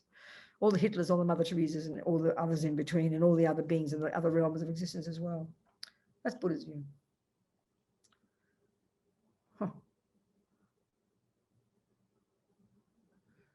So mind is beginningless, as mad as it sounds. So you can't find someone to blame, okay? You've got to keep going back. It's your mind, babe. So it's your mind, you can change it. That's what I love. It's wonderful, that. It's so encouraging. I know when I first heard the teachings from Lama Zopa in Australia when I was 31 or something, I remember that I mean, I didn't understand 90% of what he said because it was so abstract and so arcane, you know, this weird philosophical views I'd never heard of before. But when I heard the word karma, that sort of rang a bell, you know. And I think that's what I felt in my life was missing. So maybe I just had a strong connection with Buddhism, that's all. Because I know when I was a little girl, brought up as a Catholic, I was in love with God. I was in love with Our Lady, the saints. I wanted to be a Carmelite nun. Well, first I wanted to be a priest. As soon as I got to Mass, 3 years old, there was my job. I was in heaven. I found my job, you know. And they all laughed at me, of course, because I was a girl. But I think I must have been so young that intellectually I couldn't comprehend the logic of just because I wasn't a stupid boy. Why couldn't I be a priest? It looked like my job. I didn't want to be the altar boy. I wanted to be the boss. So I must have had and then all the time I loved God. All the time I was in love with God and thought about God, and God is everywhere. And all the time thought about this. I was naughty. I never talked about it. I just assumed everybody thought like this. But I never thought of God as my creator. So I must have been a Buddhist from the beginning, really. And interestingly, even my school uniform at the Catholic convent, we had a saffron blouse and a maroon twin set. So I was a Tibetan Buddhist from day one. I swear to you, it was very funny, isn't it? So by the time I was 31, I'd given up sex, given up boys, given up girls, given up drugs, given up cigarettes. And I thought, oh, there's the nun I want to be. So then I became a nun. Here I am 45 years later, still a nun. Haven't changed my mind yet. Anyway, blah, blah, blah. I'm rabbiting on. Ridiculous. Come on, finish. Thank you so much. There is a question. Lee has raised her hand. Go ahead, Lee. What's your question? Yes. Thank you so much, Venerable. Wonderful to be here again. And I can certainly identify with a lot of things, having been brought up Lutheran, Presbyterian. Yeah. But having studying literature of, you know, I read the Bhagavad Gita in college. Yeah. And I used to say that I was a cyclical person in a linear religion, and nobody in church knew what I was talking about. Yes, but, I'm sure. But you understand. I do indeed, yes. And this is why, you know, like a magnet, I've just been drawn to Buddhism, you know, later in life than I would have liked, but I'm here. But it's okay. Yes, but I wanted to say with, you know, what I like about karma, and also being 8 years in recovery, I like that, you know, it takes people out of their victimhood, you know, because everybody wants to be a victim, as you have told us over and over. That's the irony of ego, Lee. Some of the irony of ego is just terrible and suffering, isn't it? Just to say this for a second, we shouldn't criticize ourselves. The irony of ego is we feel hopeless. We feel it's all done to us. Everything's conspiracy theories. We don't know what's going on. So there's a sense of terrible hopelessness. And this is the suffering we have, Lee. So this is why the view of karma, if we do like it and can apply it, it brings accountability, it brings courage. We stop blaming and we become brave and courageous and realize we're in charge. So we can get it like that. And that's the best, that's the appropriate way to take it, you know. And it's really helped me in dealing with, you know, when I have newcomers in recovery who come to me, a lot of them deal with shame. Yes, exactly. And shame is very much, you know, a Christo-Judaic theological, you know, because of sin, Because of sin, you did a sin, you carry this shame, and hence people don't have the self-compassion. So this is all just coming together for me hearing you talk about, because but by karma and taking personal responsibility, and as you said, it's about self-compassion. You don't have to carry that through your whole life. And it's so beautiful. Thank you so much. That's true. But what's very interesting, let's add a little piece to that, the Buddhist analysis of that yes, we learn it from our Christian mummy and our Jewish mummy. We blame our Jewish mummy and Catholic mummy for making us feel guilty, and I joke about it. But in reality is, as we study it more and more, Lee, when we start to study the mind, which we'll do in the weekend, when we get to the root neurosis, the root delusion, this profound sense of a dualistic, separate, lonely, bereft, concrete self, that the product of that is attachment, guilt, anger, blame, hopelessness. That's the root of it. So when we really realize that we have guilt and blame and hopelessness because we have that root delusion. So the real one is when we start to change that, then real accountability can come and self-compassion can come. But unfortunately, we hear it as blame. You're absolutely right. And then I think we'll discuss tomorrow too, in the purification process, which really is a crucial way where we learn to shift that guilt and hopelessness into an optimistic view that there's nothing set in stone. There's nothing we can't change. It's very powerful. We'll discuss that tomorrow. Thank you very much. Thank you, darling. Who else is there? Teresa, yeah. Yeah, so I'm just caught up in thinking about the not having a start to the universe and the creation, and it's reminding me of some videos that I watched of the conversations with His Holiness the Dalai Lama, and talking with the scientists about universes within universes. Okay, and would you parallel like kind of the cyclic existence that we experience?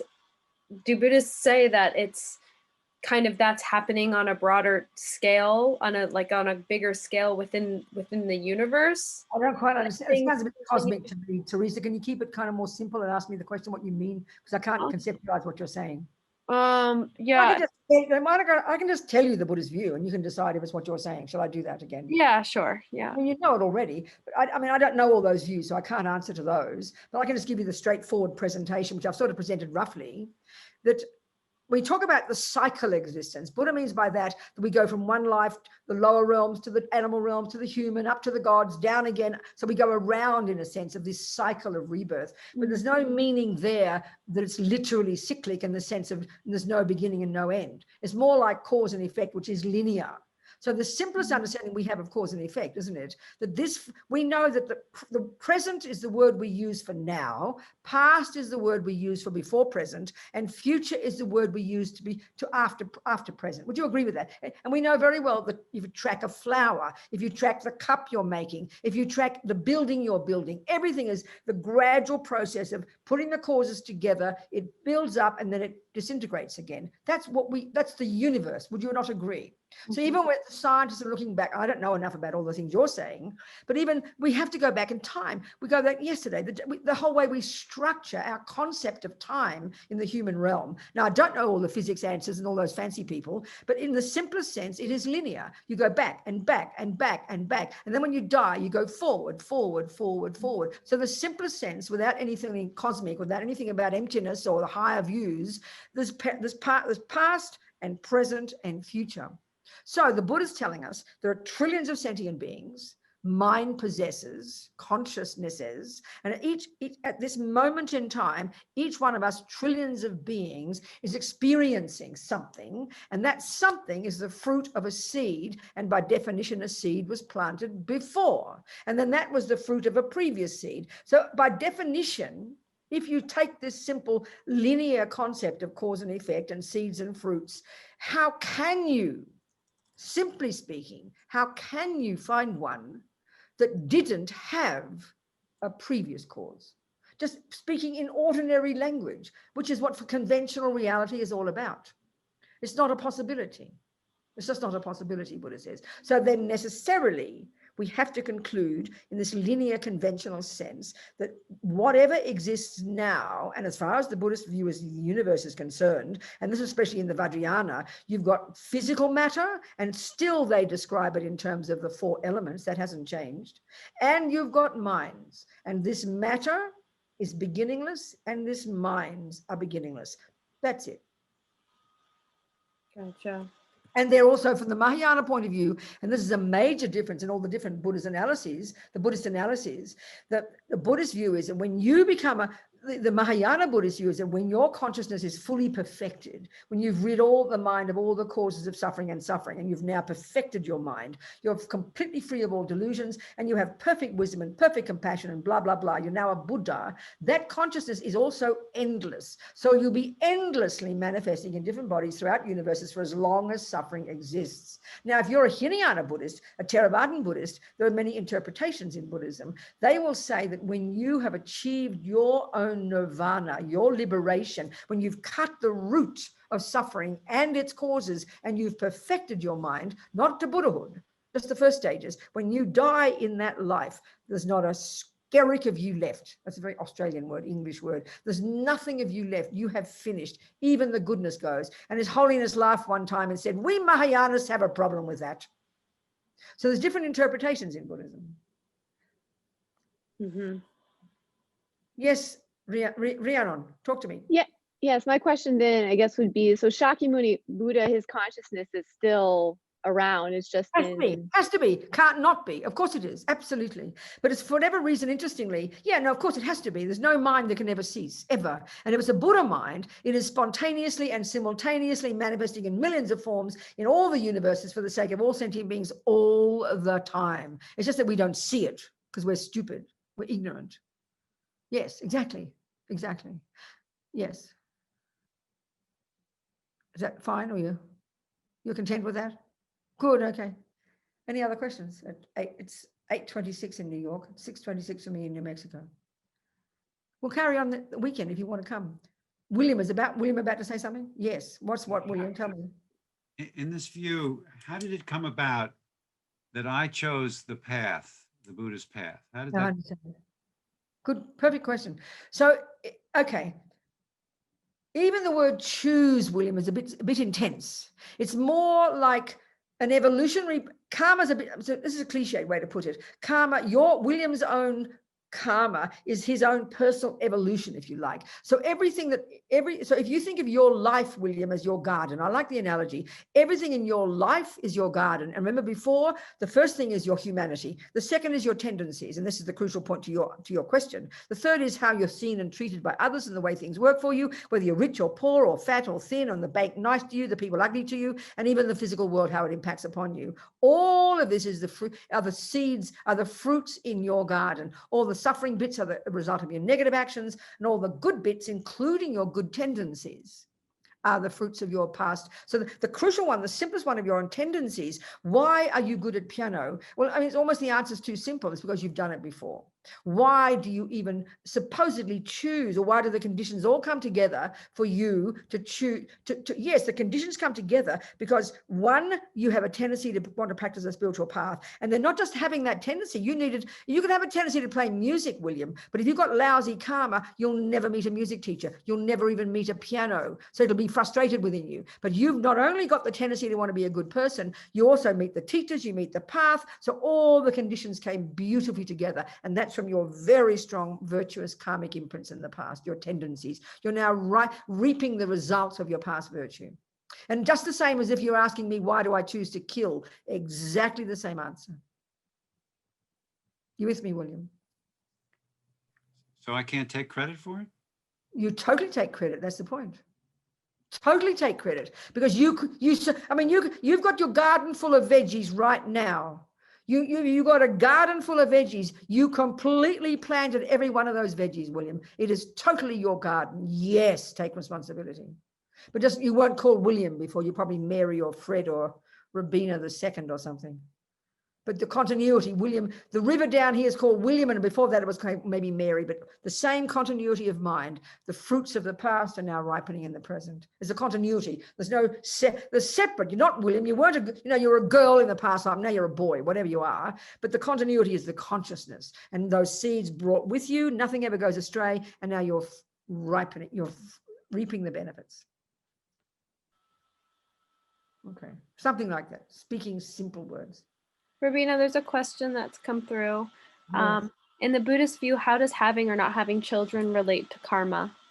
Oh, sweetheart, that's kind of an interesting point. Yeah, I mean, we'll just mention briefly now, but these types of things would be lovely to talk about more on the weekend.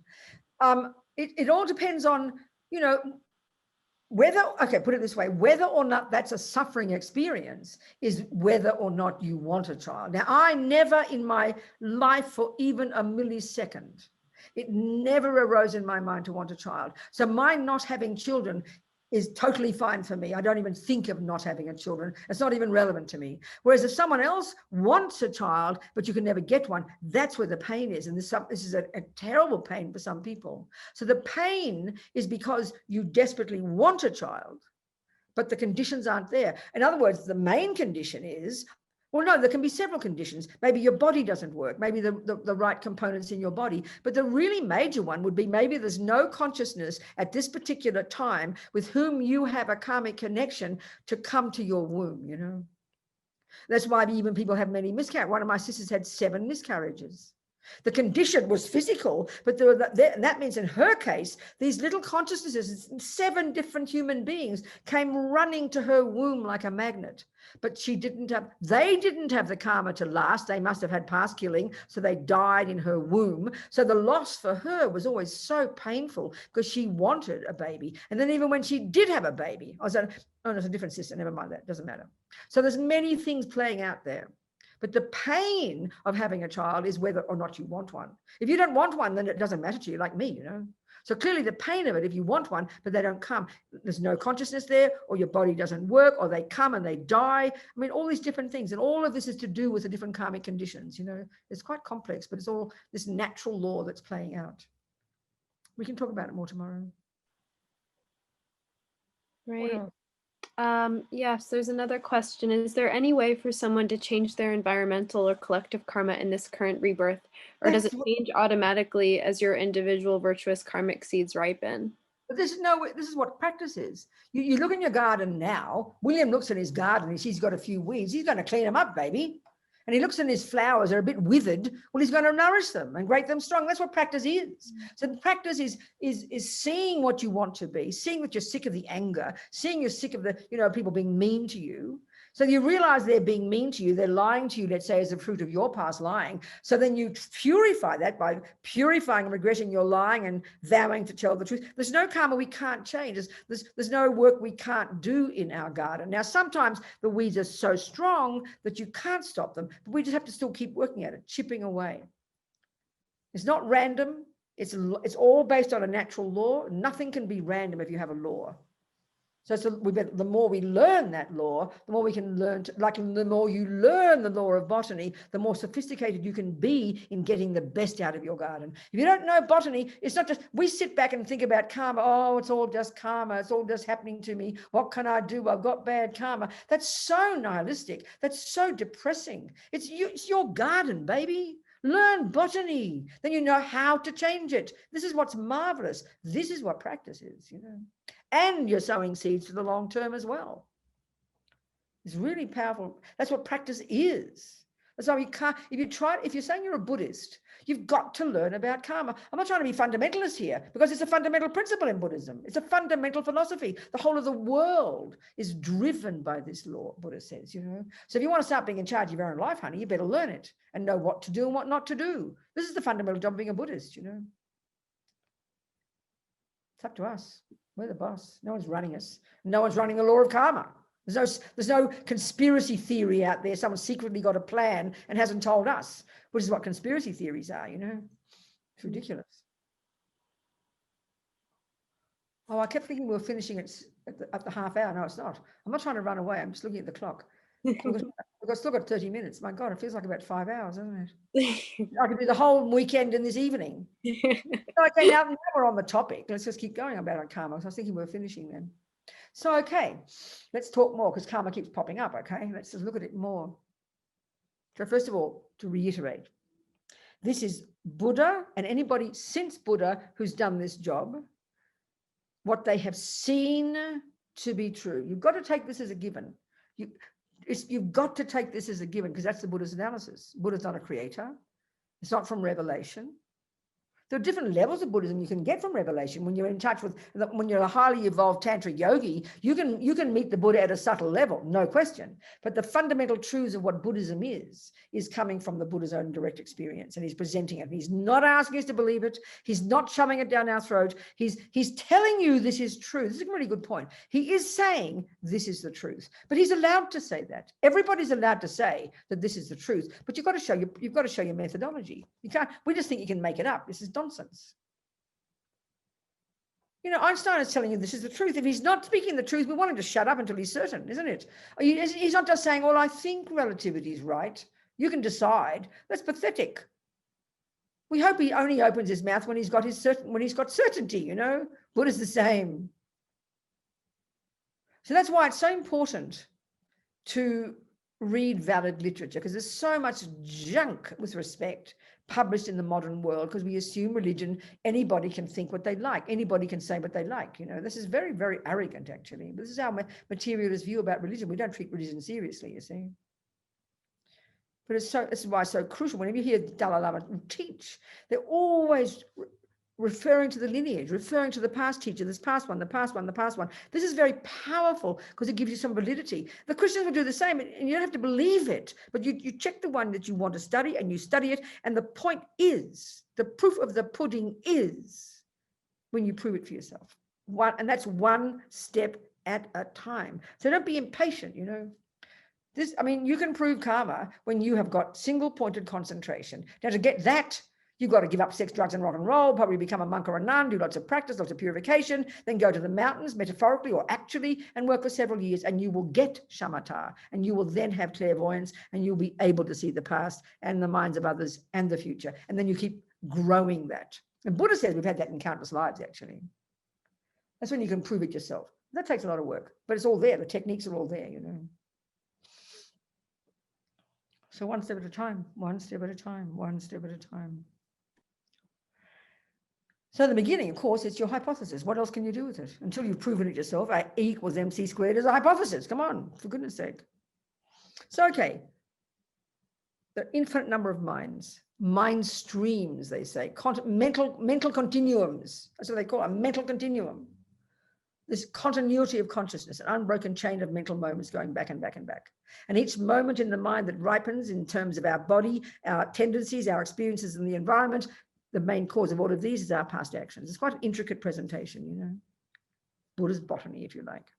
So the very first level of practice, this is the first level of practice. Given that I don't want suffering and I do want happiness, well, the first level is the suffering of suffering, at least to stop the bad things happening. We haven't even begun to look at the suffering of change yet, the more subtle level, not to mention the all-pervasive level. The first one, just if you don't want suffering, you know, then stop causing it, Buddha says. If you don't want suffering, then stop causing it. It's pretty simple.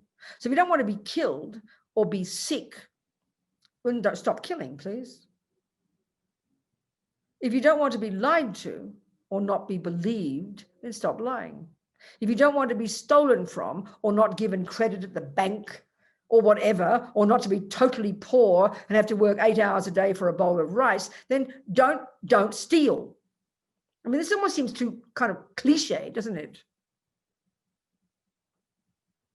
If you don't want to be cheated on and all your relationships keep leaving you and you never find any stability in your relationships, don't cheat on people.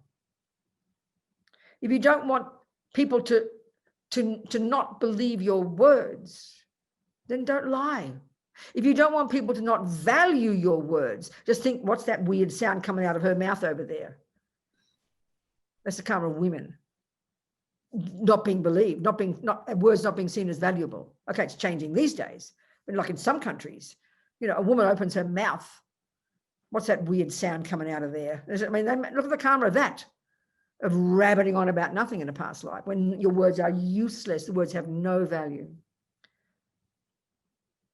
If you don't want to be abused all the time, verbally abused, don't abuse others. If you don't want to have always disruption in your relationships and disharmony and paranoia and groups and families splitting up, don't badmouth people behind backs. This is the Buddha's analysis. 7 little baby actions. 7 little baby actions to refrain from doing, that even if you did just these right now, it would transform you, and it would sow marvelous seeds in your mind that would guarantee that next life when you die, you'll get another decent human rebirth, and you'll have reasonable conditions, and you won't have those sufferings. And at the very minimum, we want that, But this is, of course, again, even a cosmic idea that you can be in charge. Even having another life is weird to us. And to think that by your behavior now you can produce your next life, that's hilarious to us. But that's Buddha's view. We're the boss, But in a sense, we already know this from our own daily life. Look at people we know who are kind, funny, generous, loving. Everybody adores them. You can't keep off those lovely people. People love being around kind people. So it's immediate. So then you think yourself, if you're miserable and unhappy and angry and depressed, and I'm not criticizing us, who wants to be around you? Nobody. You're dragging everybody down to misery. We know that. So even just by changing our own mind now, it's going to bring nice things to us, Okay, not always, because this is where this is a really major point now. We'll go into this more detail, of course, the weekend. We have this very strong assumption, don't we? That if I'm a nice person now, this is a really major point. Remember, there's 2 of the 4 tracks of karma. One is your tendencies, your personality, who you are. The other is how you're seen and treated. Think of these 2. They're completely separate tracks of karma. Think of this. Your tendencies are from one bank vault, and your experiences at the hands of others are from another bank vault. Think of this. So in this life, we can see this is where the terrible disconnect for us comes. And this is where we suffer so terribly. You never lie, but people think you're lying. People won't believe your words. This is so unbearable. So, of course, because we know we're not lying, we just can't even imagine why that person at work is thinking you're lying. It's so unbearable for us. And I think this is where we have most of our suffering. The way people see and treat us in terms of suffering. Especially if you don't lie and don't steal and don't badmouth people. In other words, you're a good person. This is the answer to why bad things happen to good people. But excuse me, it's also the answer to why good things happen to bad people. We can't get this because we make an assumption that if you're a nice person, nice things must happen to you. And if you're a bad person, bad things must happen to you. And it freaks us out when this doesn't happen. Well, the Buddhist analysis is there's 4 different bank vaults. You've got, you've got a human body, which is a fruit of non-killing. That's the main bank vault. It gives you the human body. The next bank vault produces your personality. Now, you will wake up in this life, look at the world, as a total tendency to kill. You live your life killing the cockroaches, killing the ants. You go to the army, you kill humans. Then you come home and you have 6 abortions. Then you kill the fish. I'm not being rude. You have a strong tendency to kill. It could be the fish. It could be people. It could be the ants. But there's a tendency to kill. And of course, because the world does these things, especially killing the ants and the fish, no one questions. So you've got a human body from one bank vault of non-killing, but you're born with a tendency to kill. But third, you'll live till you're 97, which means you are experiencing the 3rd bank vault, the seeds of past non-killing that are producing you to have a long and healthy life. So there's no contradiction here because they're from separate karmic lots, Or look at somebody who, now I always quote Mr. Trump, and I'm just not being political, but he's famous, we know that, from some people saying he lies. The Washington Post has tracked every Pinocchio. It gives them Pinocchios, Now, we know from this latest thing of all that business that happened to the Capitol, We know there are millions of people. I read in the New York Times that a majority of the Republicans still completely adore Mr. Trump, completely want. I'm not criticizing anybody. I'm not making any political statement here. I'm giving a perfect example of how one group of people will believe every word Mr. Trump says. They think he's God. They think he's sent from God. They think he's a saint. They think he's transformed the country. They think he's kind, compassionate, wise, and every word he says is the truth. We know it's like that. And then there are other people who believe the exact opposite. We know it's like that. This is due to Mr. Trump's karma with that particular group, due to past karma of not lying. The group who believe him, let's say he is lying. Let's say he is lying. I'm not saying he is. Let's say he is. The people who believe him, that's because of Mr. Trump's past non-lying in relation to those people, such that now they will believe every word he says. And then the people who don't believe him, even he is lying, that's because he's lied to this particular group. So it's due to both the group of people, but also Mr. Trump. It's not existing in isolation. They've got strong karmic connection together, you know. So we can see, so one is who you are here, and the other is how you're seen by others. So aren't you fortunate that if you've got good tendencies, you also have people who like you and treat you nicely? That really shows you've got a lot of very good karma, and do not waste that. Don't take it for granted, you know. In other words, don't think that people are nice to you because you think you're a nice person. Lots of nice people, like many of my friends in prison, are totally innocent, did nothing wrong, but have been accused, and some nightmarish examples of this. We hear about them all the time. Unbelievable suffering. People completely innocent, you know, being found to be considered to be monsters, even executed. So don't assume because you're nice that you've got the karma to be seen as nice. And don't assume because you're naughty that you've got the karma to be seen as naughty. No, lots of naughty people are loved by lots of people, and lots of nice people are hated by people. They're two separate tracks of karma. If we can get this one clear, it explains to us why these things happen in our lives, which is the basis of trying to live your life properly. You know why it's happening. If you don't know botany, you'll be really shocked when these new flowers keep growing and these weird weeds come. If you don't know botany, of course you're going to be shocked all the time because you don't know what's causing all this stuff. This is Buddha's explanation of suffering and its causes, please, people. It's very straightforward. It's just that it's a bit shocking to us, that's all, because we didn't think we were responsible. Yes, Teresa. I keep getting, as you're speaking about karma, I keep thinking about what part of what everything that you're speaking of speaks to the man-made causes, because there are man-made causes within these things.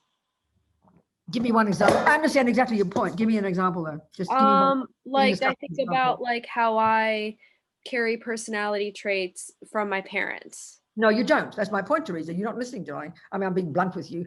That is not what Buddha's saying, baby. I'm trying to tell you Buddha's view here. I'm not asking you to believe it. You do not bring you share your tendencies with your parents, darling. Why do they have them? Because they brought them from before. Why do you have them? Because you brought them from before, and you happen to come conveniently together.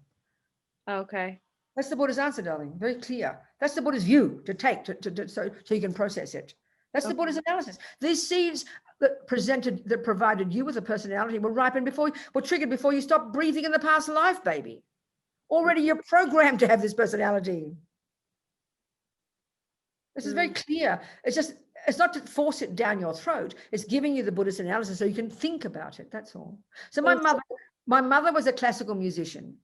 So everybody said that when she was a little girl, Robina's a little girl, she called her Bobsy, and she saw that little Bobsy had some tendency to be good at music. So she taught her little Bobsy singing. I used to spend Saturdays with my mother singing classical singing the opera and all the German Lieder, and my sisters went off to the football. I couldn't stand it, so I studied singing. So the logic, of course, in the West is that I got that from my mother's genes. And you could even, with cancer or something, you could even see the gene of cancer, that you've got the same gene. There's still no contradiction. So personality traits or even sickness things, there's no contradiction, but you didn't get I didn't get music from my mother. I brought it with me. She brought it with her. We came conveniently together. She could see my potential, so she nourished it. Now, the same with, now cancer is another discussion, the physical things. There is a gene, you've got it, we can see it. And this gene is from the family, and you've got that one, but you created the cause from past killing to be born to a mother with a gene to get cancer,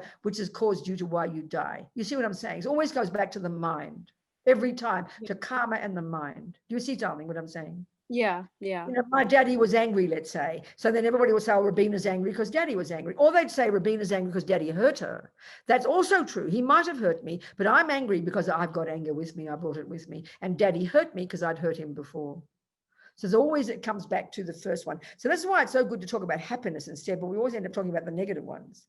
But every single thing of this applies to all the good things as well, so it's very powerful. But we've got to think it through, only because, Teresa, we have all these other assumptions. And this is not meant to be criticizing the neuroscientific view or the materialist view. That's why many of the Buddhists these days, including His Holiness, are having these amazing, wonderful discussions, bringing these things together, because there's a way of finding common ground, which is fantastic. But what I'm doing here, I like just to speak very specifically the Buddhist one, just so we can be clear about it. Then we have a basis for discussion. I'm not trying to be fundamentalist and push away the materialist view. It's just showing the differences technically. Then we can bring them together. Do you understand? Do you see my point, darling? Yes. That really helped a lot. Thank you. Good, darling. There's another question in the chat. Would you like me to ask it? Absolutely, yeah. The question is, how does it work with connections? Why in different lives do you meet people who you have past connections with? Because it's like asking me, why do I go and have tea with you today? Because we've got to know each other from yesterday. We've created a history with each other. So I remember you, I think about you, and then I'm going to have tea, so I call you up. Well, it's same from past lives. We bring the connections from past lives with us. Look at the karma. You'd have to have the intense history with a person to run like a magnet among the billions of sentient beings who are having sex at that moment for you to run to your mother's human womb. Even they say, I remember, I won't never forget, this is hilarious. One Lama in one wonderful book I read it was a wonderful book. I think it's still out. Wisdom published it years ago. It's like a Tibetan baby book. It's like called the Tibetan Art of Parenting. And it's how basically these two American mummies interviewed Tibetan mummies about how they prepare to get pregnant and all the practices they do, et cetera, et cetera. So it was a wonderful book. And one Lama was quoted, this is just insane, He said, at the time that and I'm being now precise, that your mummy and daddy were having sex, assuming you weren't, this is a whole different if you're conceived in the Petri dish, right? But at the time your mummy and daddy are having sex, billions of consciousnesses were all trying to get in. And honey, you got in because you're the one who had the strongest connection with that mummy and daddy. I find that mind-boggling, hilarious. Okay? That was the answer to that person's question.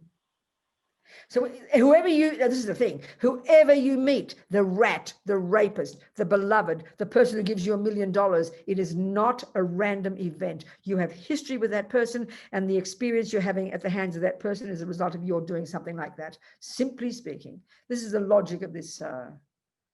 It's more intricate. I'm just using this examples, but the logic of it is there. The technology of it is all in the text to be known. How else would a person know how to speak this if the technology is not there? How else could you explain botany if you haven't learned it? The technology is all there.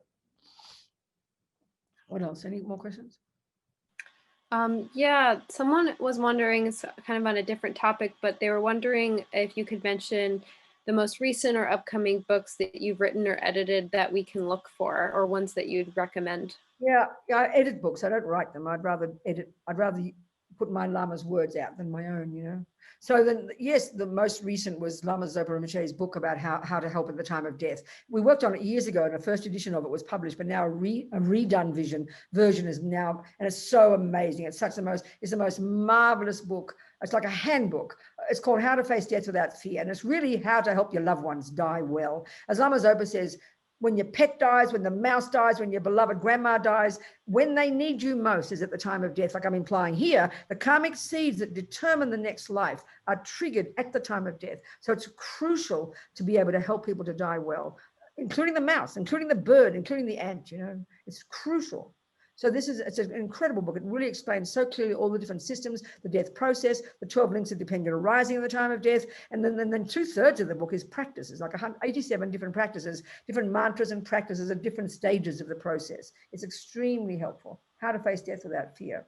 And the other one is a wonderful book of Lama Yeshe's that he taught in Australia in like about 82 or something, 81. And it's called Mahamudra, How to Discover Our True Nature. And it's this blissful, wonderful method of how to realize emptiness. And it's just this very clear, sweet commentary on the Panchen, the 17th century Panchen Lama's text on Mahamudra, which is a meditation technique of how to realize emptiness. It's very delicious. It's very wonderful, very inspiring, I tell you. That's two. And the third one, actually, yeah, there's a third one. I could, we put that out as, actually, a couple of years ago, Lama Zopa Rinpoche asked me to put together all the more than 100 letters that he has written to prisoners over the last 20 years in response to their letters to him. So this is 100 letters, and I put them together. We put it into a kind of an edited, coherent book, you know, not just as letters repeated, but a really just a brilliant, very powerful presentation of all Lama Zopa's intense advice to people in prison, which of course is, if we understand the Buddhist path, the more advanced level of the Buddhist path in the compassion wing is this whole approach of utilizing lousy situations as the basis of your spiritual practice, you know, so helping people learn to know this is the most perfect environment, this is the best way you can start to practice, use this opportunity. So it's really classic Lama Zopa teachings. It's very powerful. And the title we use was the title that Lama Zopa created himself. And he always has these unusual titles, and mostly the publishers narrow his titles down and keep them simple, but we kept his title. And the title is How to Enjoy, what is it? Oh God, I always forget. Enjoy life. Oh, what is it? I forget it. Forgive me, I'm ridiculous. I can't remember it. Hang on, I'll just tell you in a second. And this is available, okay, I'll tell you the title in a minute, but this is available only at the moment as a fundraiser. So I don't know, maybe what I can do is to Shantideva, to Teresa, I'll send you the link to the little kind of publicity thing, and then it leads you to the website, and then you can make a donation, because all the money goes to the prison project for this particular book. But it's that would be great. Very powerful book. So I'll send you the link, and it'd be wonderful if you can send it to your people. Right. But so far we've had about 100 orders, and we've raised $4,000 so far, which is really good. We sponsored it. My Bodhicitta Trust sponsored it. Nick Rebush, Lama Yeshe Wisdom Archive, published it. But it's available as a PDF or an ebook or a paperback, either way, as you wish, or both, as you wish. Let me just get you the title. And I'll send you the link, and you can send it to everybody. That'd be wonderful. So that's a third one, but I'll tell you the title first. You can't get it anywhere else yet, except through this method. And I totally forget the title. It's ridiculous. It's called, God, I can't believe I've forgotten the title. I worked on the damn thing for so long. It's hilarious. Where is it? Inner prison, inner prison. Here we go. Here we go. It's called Enjoy Life Liberated from the Inner Prison. Then the subtitle is Then the Outer Prison Won't Become the Real Prison. Okay? That's the title. And this is amazing. I recommend that. So that's 3 books, okay?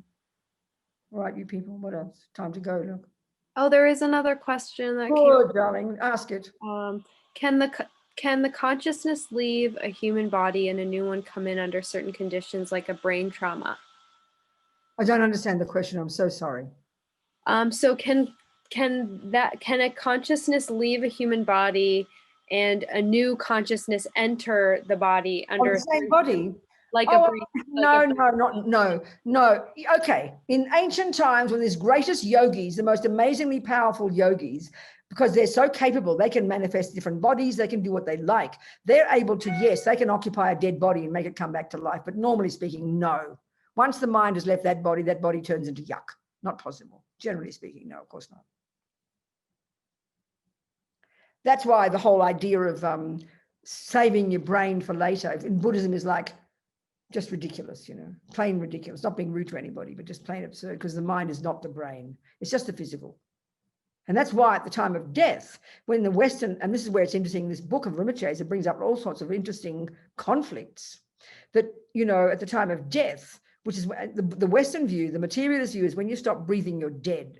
So then what they do is they then keep you breathing. If you've offered your organs, they will keep you breathing. So you look like a warm, toasty person. And the fact is, as Lama Zopa says in this book, of course you're alive, but your subtle mind, We don't posit that in our culture, but this is where they're having lots of experiments with His Holiness. And it's wonderful. His Holiness, with all these discussions with scientists, they've got, they've got all these great yogis, many yogis who are completely capable of controlling themselves through the death process. And then when they get to the time when they've stopped breathing, their gross consciousness has ceased, which is this, your body has ceased, but your subtle mind is still there. And these great yogis can stay there for days, even weeks, meditating at this very subtle level, getting realizations. And so there's so many examples of these yogis, and His Holiness working with his science friends. He joked about it one time. They've got this particular machine that the scientists have created, that they get one of these yogis who's in total meditation. He looks like he's dead, but he's meditating. And so they put these wires on his brain.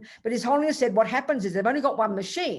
So when one of his yogi students dies in South India, they've got to send the machine from North India. And by the time it gets there, the yogi's left his body. So they miss it out. So they've got to have more than one machine, he said. So they're looking into all of these things now, which is amazing. They're really, even just recently in one of the local papers in India, I think, and someone sent it to me. There was a story about how this one old 90-year-old ordinary Tibetan lady, nobody thought she was a great yogi, but she was exactly doing this. She was in meditation for several days after she passed away, because you can tell, and Lama Zopa describes this in the book, there's a way of checking whether the consciousness has left. That's very easy to prove. So she was there, an ordinary old little 90-year-old little Tibetan housewife, humble and simple. And there she was, evidently meditating, at a subtle level after she stopped breathing.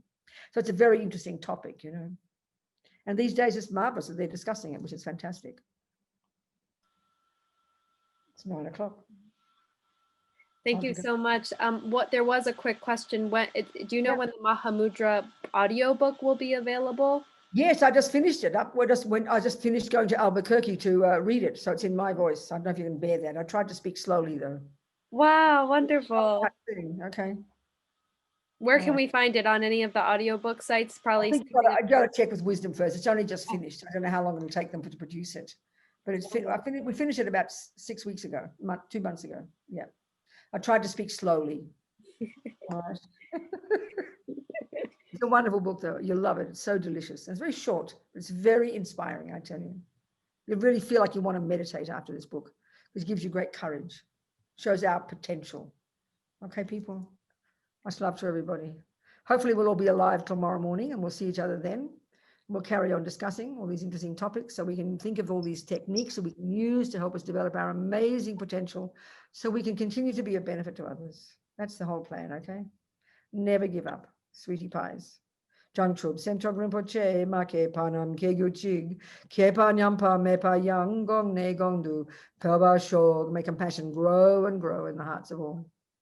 Thank you, my dears. So kind. Thank you, Teresa, very much. You're a lovely MC. Oh, I'm so glad. Thank you so much. We'll see you tomorrow. Thank you.